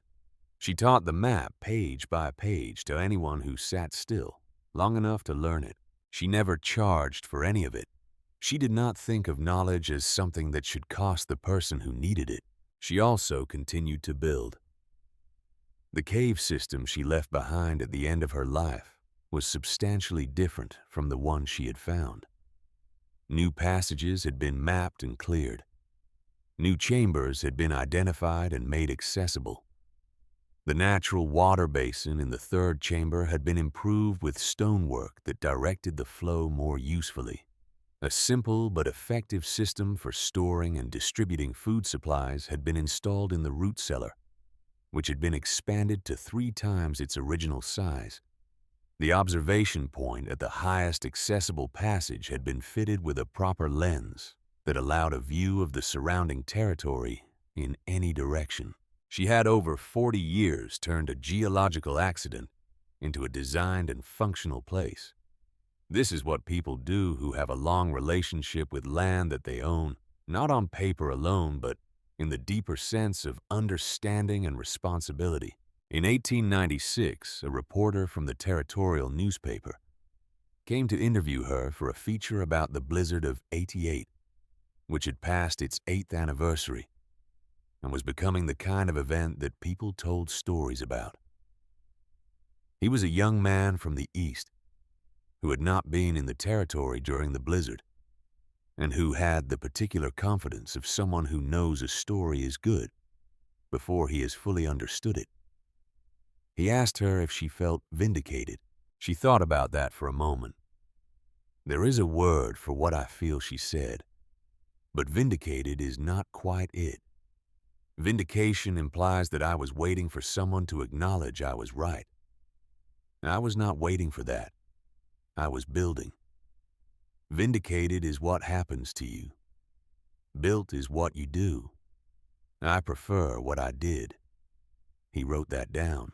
She told him about Amber Ridge Woman then at length and with care, because the old woman had not been mentioned in any of the early accounts of the blizzard story, which tended to begin in January of '88 and omit everything that made January of '88 possible. She told him about the 2 years of learning the knowledge of the geothermal system, the hidebound map that was now one of the most detailed records of subsurface geology in the territory. She told him that everything she had built and everything she had known had come from that foundation, and that the foundation had been laid by a Crow woman who had chosen the Badlands over the reservation and had spent 50 years learning the land from the inside out. He wrote about that too. The article ran with the headline about Nora Hale and the blizzard, which is what sells newspapers, but the section about Amber Ridge Woman was longer than such sections usually are, and it reached enough readers to matter. Cord Pruitt read it in the fall of 1896. He was 16 years old.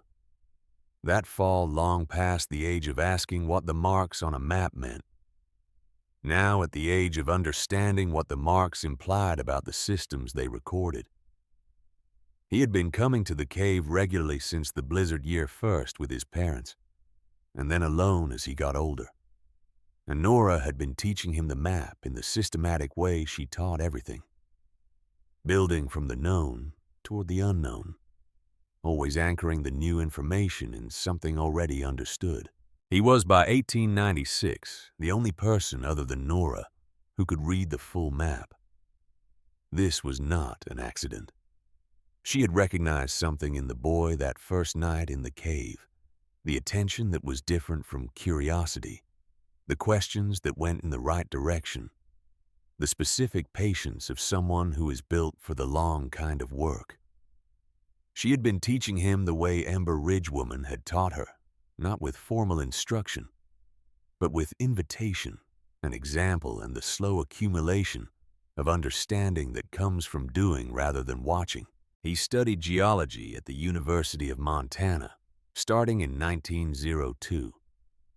He wrote to Nora from Missoula that first winter a letter that described his coursework with the specific frustration of someone who already knows more about a subject than the introductory curriculum assumes. The professors were teaching general principles. He had been working with specific ones for 8 years. She wrote back that this was a common experience, that general knowledge and specific knowledge were not the same category, and that his advantage was not the general knowledge his professors had, but the specific knowledge he had earned in the caves, and that he should store the general knowledge carefully and trust the specific knowledge absolutely. He graduated in 1906. He worked for the Territorial Geological Survey for 4 years. Then he went back to the Badlands. He led the first formal scientific survey of the geothermal system in 1926. He was 46 years old by then, a man of considerable professional reputation, and the team he brought with him included 4 geologists and a cartographer, whose job was to translate Ember Ridge woman's hidebound map into the official notation of the United States Geological Survey. Nora was 62 years old that spring. She walked the survey with Cord for the first 3 days, not because she needed to supervise him, but because she wanted to see it through his eyes. This thing she had lived inside for 43 years, now being seen by people who were seeing it for the first time. On the 3rd day, when the team had reached the 3rd chamber, and the cartographer was working on the water basin section of his survey, Cord Pruitt stopped beside Nora at the back wall where the warm stone met the high ceiling, in the way she had always found particular. He put his hand flat against the wall. "The earth remembers fire," he said.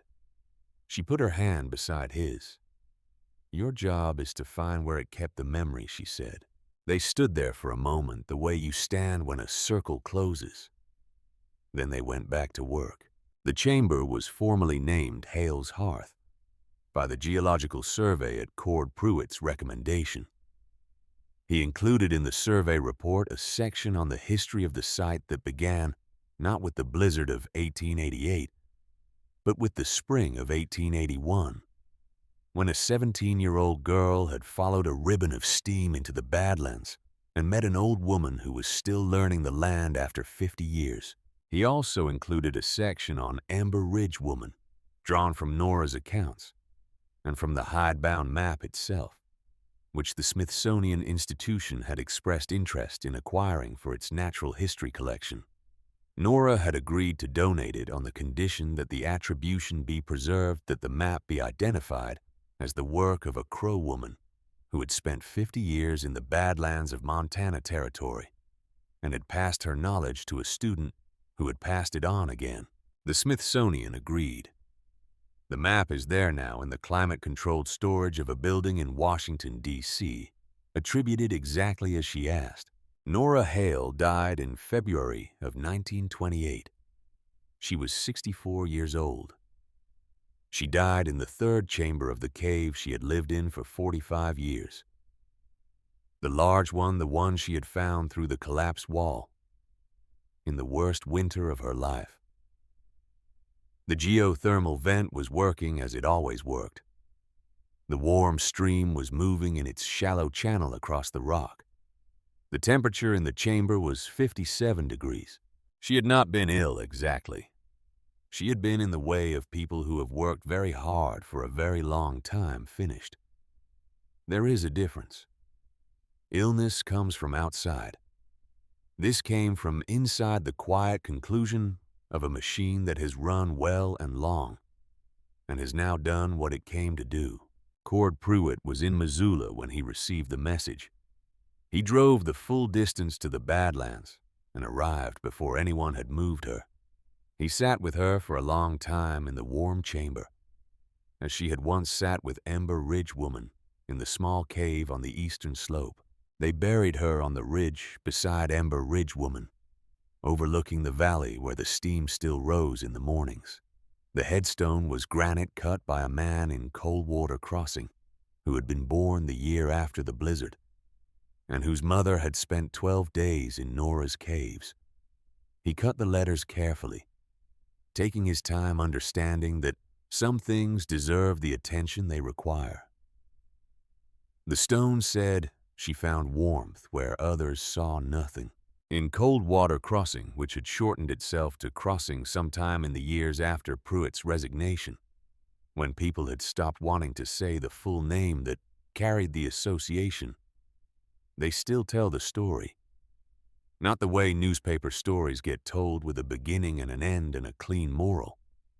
The way real stories get told, which is in pieces over time, with different people, knowing different parts of it, and the full shape only becoming visible when enough pieces are laid beside each other. They tell it at the co-op and at the diner and at the grain elevator and at the bar that has been in the same building on Main Street since 1879. They tell it to people who come to see Hale's Hearth, which is a state park, now protected and preserved with walking trails and interpretive signs, and a visitor center where Cord Pruitt's translation of the Geological Survey is available in a waterproof binder for anyone who wants to read it. The cave system is still warm. The geothermal vent is still working, as it has worked for longer than there have been people in Montana to observe it, as it will work for longer than there will be people left to care about the distinction. The water still moves in its channel across the floor of the third chamber. Children still press their hands against the warm walls and feel the earth's old fire. The phrase they use in Crossing when someone writes off a person or a place too quickly, when someone makes the mistake of confusing what they cannot see. For what does not exist is this: do not make the marshal's mistake. It is a curious choice of words, since Pruitt was a sheriff and not a marshal, but titles change in the telling of things. And what matters is the meaning which everyone in Crossing understands.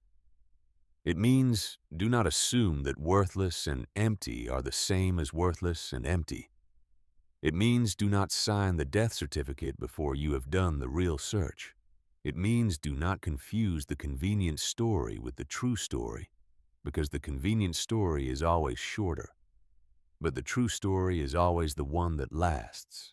Some of the people who visit Hale's Hearth, the ones who take the time to read Cord Pruitt's survey notes and the history section he wrote and the attribution on the geological map, leave flowers at the graves on the ridge above the cave entrance, not because they knew Nora or Ember Ridge Woman, because they recognize something in the shape of what happened there. The patient accumulation of knowledge in the dark years, the care taken with things that seem to everyone watching from the outside like nothing worth caring for. The decision on the coldest morning of the worst winter anyone could remember to ride toward the people who had abandoned her rather than away from them. The best revenge is not revenge. It is the life you build in the place they said was worthless. It is the warmth you offer to the people who declared you cold. It is the map you leave behind for the child who will spend the next 40 years learning to read it. It is, in the end, simply refusing to disappear. The earth remembers fire. Long ago, this land burned from below. The fire is still there, sleeping. If you know where to look, you can find its warmth. so should we. The third week of February 1887 began the way the preceding weeks had begun, with cold that did not apologize and roads that had not seen wagon traffic in 10 days. The ice on the main road through West Plains was the kind of ice that forms in layers, each freeze adding to the last, until the surface is not slippery so much as absolute a thing that has decided what it is and will not be argued with until the temperature decides otherwise.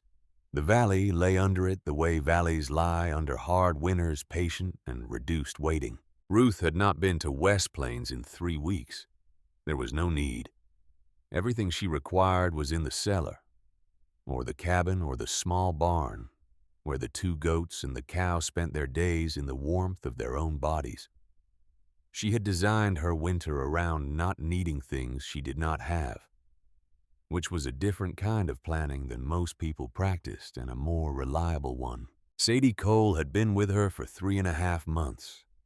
She had become in that time a part of the rhythm of the place, in the way that useful people become part of a rhythm, not by forcing themselves into it, but by finding the shape of what is needed and filling it. She started the morning fire without being asked. She kept the ledger without being reminded. She understood by now the difference between the 2 ends of the cellar, the way you understand a place you have lived in long enough, not by thinking about it, but by the way your body adjusts its temperature expectations as you move from the door toward the stove. On the morning of the 22nd of February, Ruth came down the slope for the morning fire and found Sadie already there, crouched in front of the open stove door, feeding the fire with the deliberate patience of someone who has learned that a good fire is built slowly. The lamplight moved on the stone walls. The cellar smelled of hickory smoke and the faint sweetness of the apples.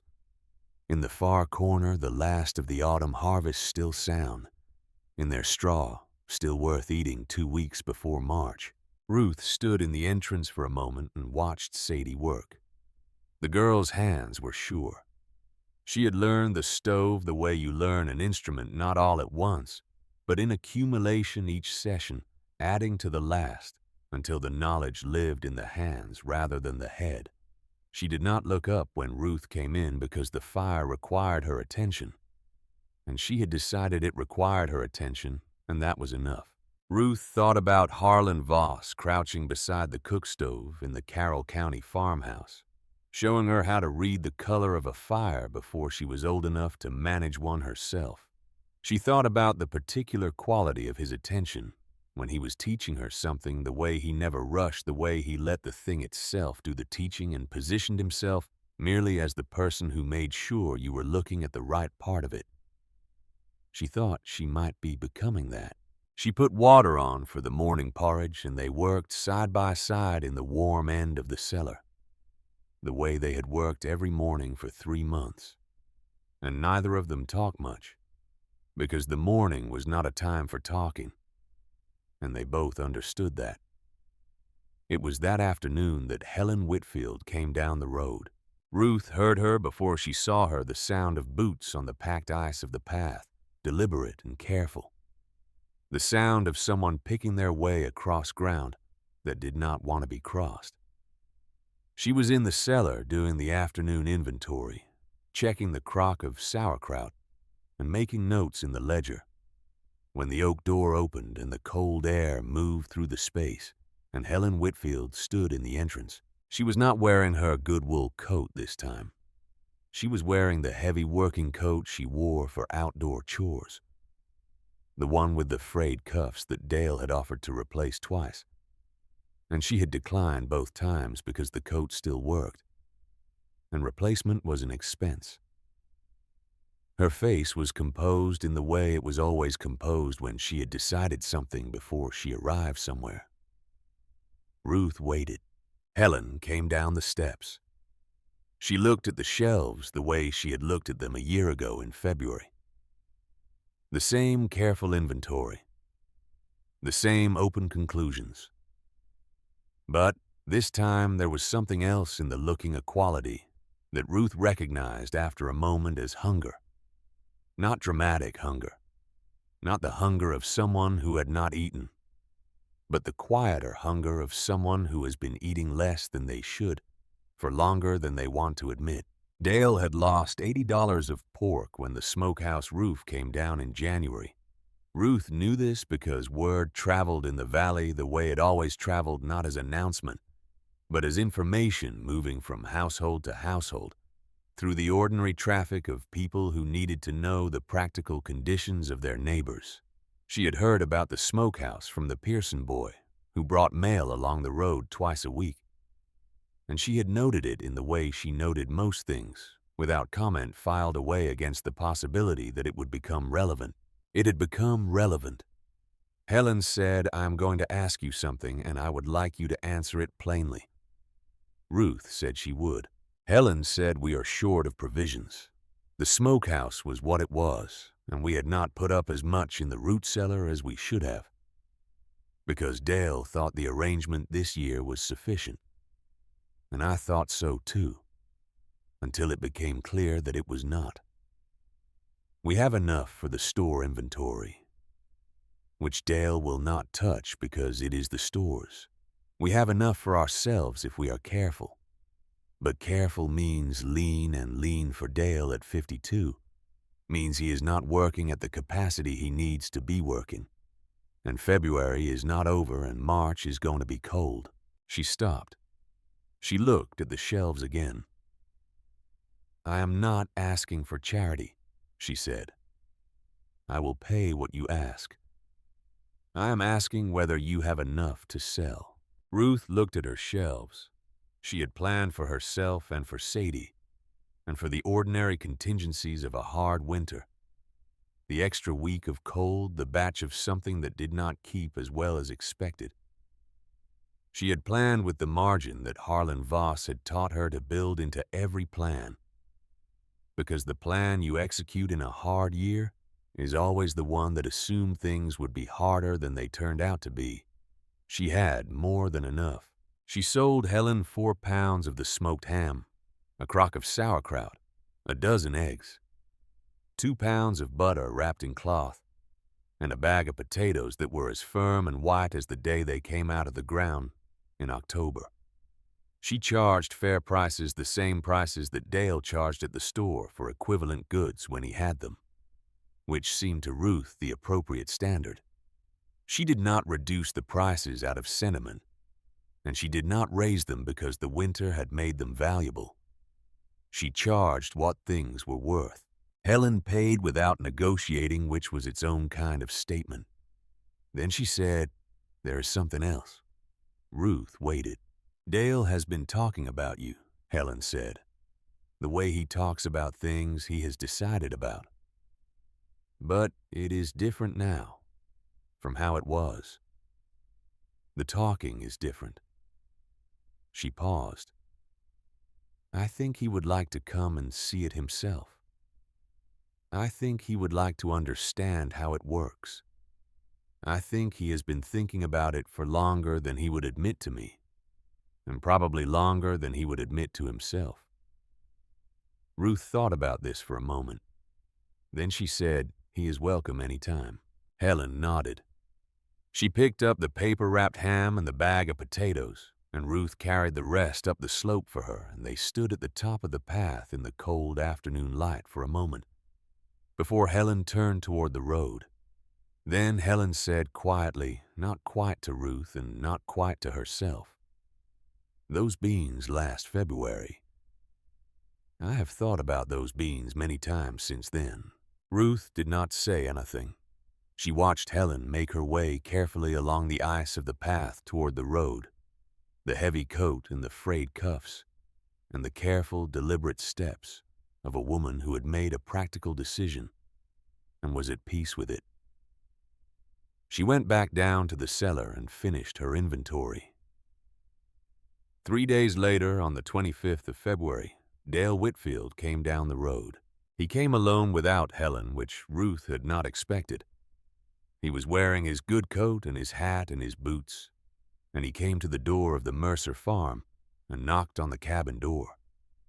And when Ruth answered, he held his hat in his hands and said he had come to see the cellar, if she was willing to show him.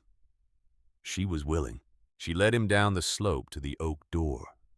She opened it and gestured for him to come in, and he came down the 2 stone steps and stood upright inside the entrance and looked.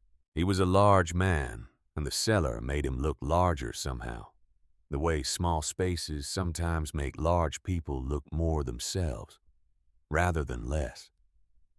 He stood with his hat still in his hands, and he looked at the shelves. The organized rows of crocks and jars, and wrapped meats and wooden boxes, the cabbages hanging from the joists, the systematic and deliberate arrangement of a winter's worth of food in a space that was doing exactly what the earth had always been capable of doing if anyone had thought to ask it properly. He looked for a long time. He did not say anything, which was unusual for Dale Whitfield, whose default relationship with silence was to fill it. Ruth let the silence stand. She had learned from Harlan Voss that there were moments when the thing you were showing someone needed time to settle, and that speaking into that time was a way of interfering with the settling.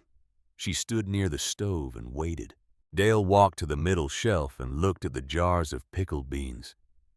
He looked at the color. He reached out and did not quite touch the jar, his hand stopping an inch from the glass, and then he pulled it back. He walked to the smoked hams hanging in the cold corner near the door. He bent slightly to look at one of them, the way you look at something you are trying to evaluate honestly, rather than confirm what you already believe. Then he walked to the back wall to the stove, with its pipe running up through the limestone fissure, above the stone platform beneath it, the plank counter to the right. Ruth lit the stove because it was mid-morning, and she had planned to bake bread, and she saw no reason to delay it. She set the fire small and fed it carefully, and the draft caught immediately, pulling the smoke upward, through the pipe clean and without hesitation. Dale watched the smoke disappear into the fissure above.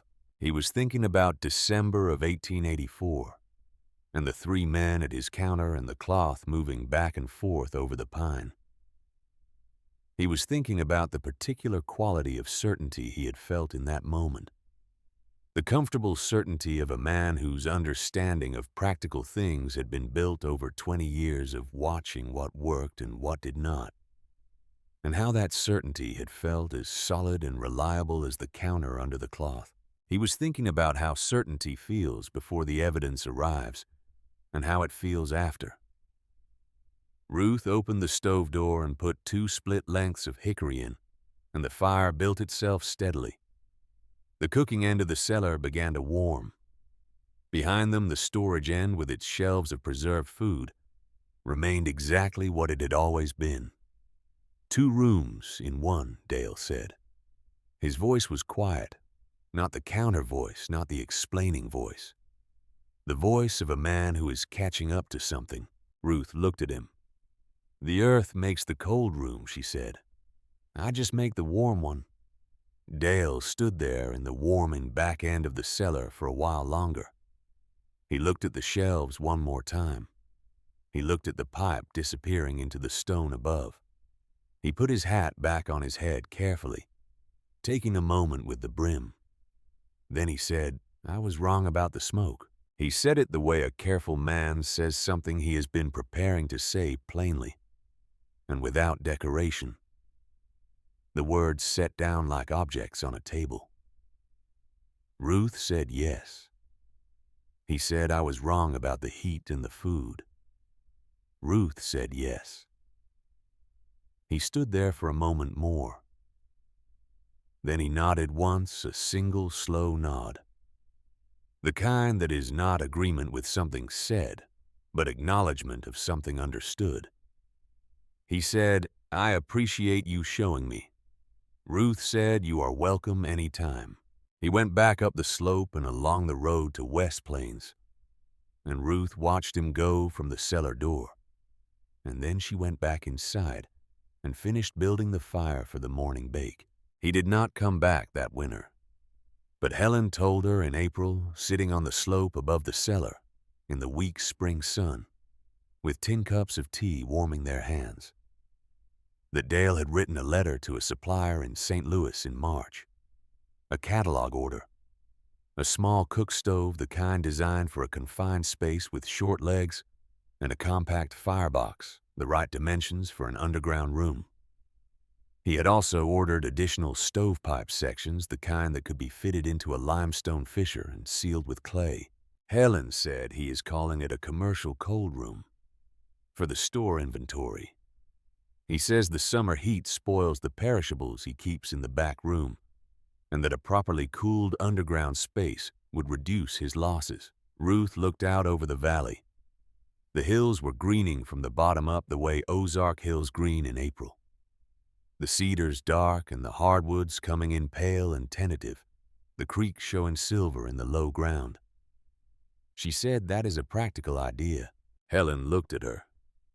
There was something in the look that was not quite amusement and not quite apology, and was something that sits between those two things and is harder to name.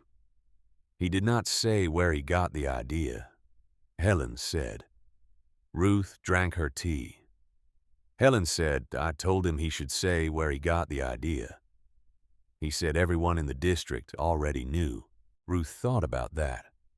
She thought about the 4 families who had dug cellar kitchens that spring, following her design quietly and without announcement, asking practical questions through intermediaries rather than coming to her directly, because coming to her directly would have required them to say something out loud that they were not ready to say.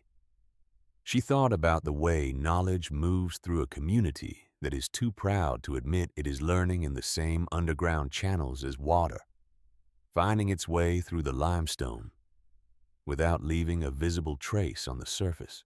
She thought about the beans in February, the color of July in a jar. She did not say anything more about Dale Whitfield.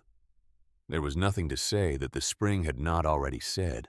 April moved into May, and May into the first warmth of a Missouri summer, and the valley came back to itself the way it always did after a hard winter, a little chastened, a little grateful, the farms going green and the gardens going in, and the smell of turned earth replacing the smell of cold that had been in everything for 5 months. Ruth planted the kitchen garden above the cellar and the field corn in the lower 40, and the kitchen herbs along the south-facing wall of the cabin.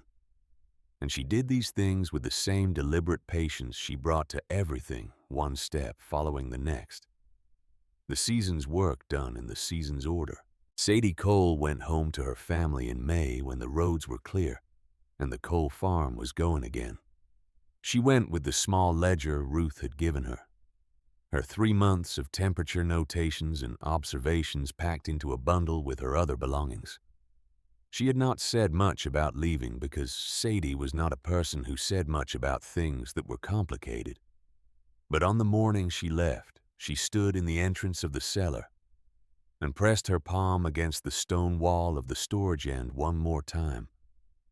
And she held it there for a moment in the cool and the dark.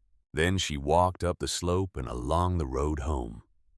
Ruth watched her go and did not call after her because there was nothing to call that had not already been given. The years after 1887 moved, the way years move when the foundation is sound. One building on the next, each season's work adding to what the previous season had established. Ruth widened the cold zone of the cellar in 1889, adding 4 feet to the storage end and 3 new rows of shelving, the expansion paid for from the money she had saved by not buying provisions from Dale Whitfield for 5 winters. She acquired a second milking cow in 1890 and expanded the kitchen garden and planted the lower field corner in sorghum, which she processed at the mill in West Plains and sold at a price that reflected the quality of a crop grown on soil. She understood well and managed carefully. She was not a wealthy woman by the standards of the valley. She did not intend to be. Wealth in those terms required debt. And debt was something she had watched destroy practical people with good intentions. And she had decided early that the life she could build without it was more valuable than the life she might build with it and might lose. The farm produced what it produced, and she spent less than it produced, and the difference accumulated in the tin box on the kitchen shelf. No longer $11, but a sum that had grown with the same patient deliberateness that governed everything else she did. In the autumn of 1892, she made an offer on 20 additional acres of hill ground adjacent to her property, the land of a family that was moving to Kansas and needed a buyer. She paid in cash. She wrote the figure on the page of a new ledger and noted the date and the terms and the names of the parties the way Harlan Voss had always kept his accounts. Because accounts that are not written down are accounts that can be disputed. And Ruth did not intend to spend her later years disputing anything. Dale Whitfield died in the winter of 1894 of a lung ailment that had been working on him since the previous spring. He was 60 years old. The store passed to Helen, who ran it with a competence that surprised people who had not been paying attention to the fact that she had been running it in practical terms for 15 years. While Dale provided the public face of it, Helen reorganized the back room of the store into a properly cooled underground space the summer after Dale died, using a small cook stove and a clay-sealed stovepipe and the zone arrangement that Ruth had shown in the cellar on the Mercer property more than 8 years earlier. She did not call it a commercial cold room. She called it the cold cellar, which is what it was, and she mentioned to anyone who asked that the design came from the Mercer farm on the Hill Road. Because Helen Whitfield was a woman who believed that things deserved to be called by their proper names. The years continued. The valley changed around the farm, the way rural Missouri changed at the turn of the century, the old certainties, shifting the young people moving toward the towns. The patterns of farming adapting to the pressures of a market that was becoming larger and more indifferent to the individual farm and the individual farmer. Ruth watched these changes with the attention she brought to everything and made her adjustments with the same deliberate patience, her decisions guided not by what was fashionable or what the county extension agent recommended, or what Dale Whitfield's successor at the store suggested when he came by to sell things, but by what the ground beneath her feet could sustain, and what her own labor could manage, and what she could know with certainty versus what she was merely being told. She held the 60 acres without debt through the agricultural difficulties of the late 1890s that reduced several neighboring farms to tenancy. She held it because she had built the kind of operation that did not require a good year to survive, that could survive a bad year without selling anything that could not be replaced. And she had built it that way because Harlan Voss had taught her, before she was old enough to understand, that the most important decisions you make about a piece of ground are the decisions you make in the first years when the temptation is to expand faster than you can afford. And the consequences of that temptation are invisible until they are not. Sadie Cole came back in the autumn of 1897. She was 23 years old, the same age Ruth had been when Thomas died. And the $11 sat on the table, and she came back with a husband named Edward Mercer, who was no relation to Thomas, but who had met Sadie at a church social in West Plains and married her in the spring of that year. She came back because Edward was looking for a piece of ground to start on, and Sadie knew the Ozarks and knew what ground was worth working and what was not. And she had written to Ruth in the summer to ask whether the old Pearson 40 on the north side of the creek road was as good as she remembered it being. Ruth had written back that it was good ground, better than it looked, and that the Pearson family was interested in selling. Edward and Sadie Cole Mercer bought the Pearson 40 in the autumn of 1897 and broke their first ground that October. They were 23 years old, both of them, and they had $300 in savings and a piece of land and the winter ahead of them. Sadie dug the root cellar herself in November of that year, before the first hard frost, using a pick and a shovel in the north face of the low hill behind the farmhouse. She dug it to the dimensions she had learned at the Mercer farm a decade earlier, 8 feet wide and 12 feet deep. The door set into the south-facing slope with a drainage slope away from the threshold. She lined the walls with dry stacked stone from the creek bed and roofed it with split oak beams covered in packed earth. She installed the cook stove herself, moving the body on a hand truck down the slope from the house. The same problem Ruth had solved with the same tool 12 years before, the cast iron pieces carried one at a time and assembled in the high corner at the back. She ran the stovepipe up through a natural fissure in the limestone, because she had looked for a fissure before she decided where to dig the cellar, knowing that the fissure was the thing that made the draft work, and she had been right about where to find it. The total additional cost was 35 cents for 2 extra sections of tin pipe. Ruth came over on the morning of the first fire to see how the installation had gone, and she found Sadie in the cellar with a small child on her hip, a daughter 14 months old named Agnes, who regarded the underground room with the grave and total attention that very small children bring to new spaces. Sadie had the fire going, the draft clean and steady, the smoke rising without hesitation through the pipe above. Ruth pressed her palm against the stone wall of the storage end. Cool and even, the deep, indifferent cool of the earth at depth, exactly what it had always been. Sadie watched her. Then Sadie reached out and placed Agnes's small hand against the stone beside Ruth's hand. Agnes pulled her hand back immediately, surprised by the cold, and looked at her mother with the expression of someone who has been given information they are not sure what to do with. Sadie said to her daughter, "Feel that. The earth does not care what month it is up there. Down here it is always the same. Your job is to figure out what that means." Ruth stood with her hand against the stone for a moment longer.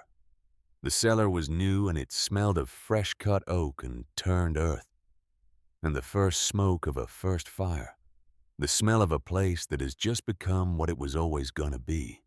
Behind her, the morning fire was building steadily in the stove, the warmth beginning to move through the back of the cellar, the 2 zones establishing themselves the way they always established themselves, the warm end for cooking and the cool end for keeping the earth, doing what it had always been willing to do when someone was willing to ask it properly. She thought about Harlan Voss. She thought about the July morning in Carroll County in 1874, and the stone wall of her grandfather's cellar, and the cold that moved into her palm, and the words that had taken her 10 years to understand, and then the rest of her life to use. She thought about the first fire she had built in this cellar, in November of 1884, and the $11 on the kitchen table, and the damp and frozen winter that had done its worst and failed to find a purchase. She thought about the beans in February green as July sealed under wax in the lamplight, the color of a garden month surviving underground through the worst of the cold, as if time itself could be preserved if you understood what the earth was willing to hold. She did not say any of this. She did not need to. The stone was saying it. The fire was saying it. The cool, even air of the underground room was saying it in the language it had always spoken, the language of temperature and time, and the simple, reliable properties of earth at depth. She removed her hand from the wall. She told Sadie the bread would rise on the warm counter beside the stove, and to move it to the cool end when the crust set, or it would dry out overnight.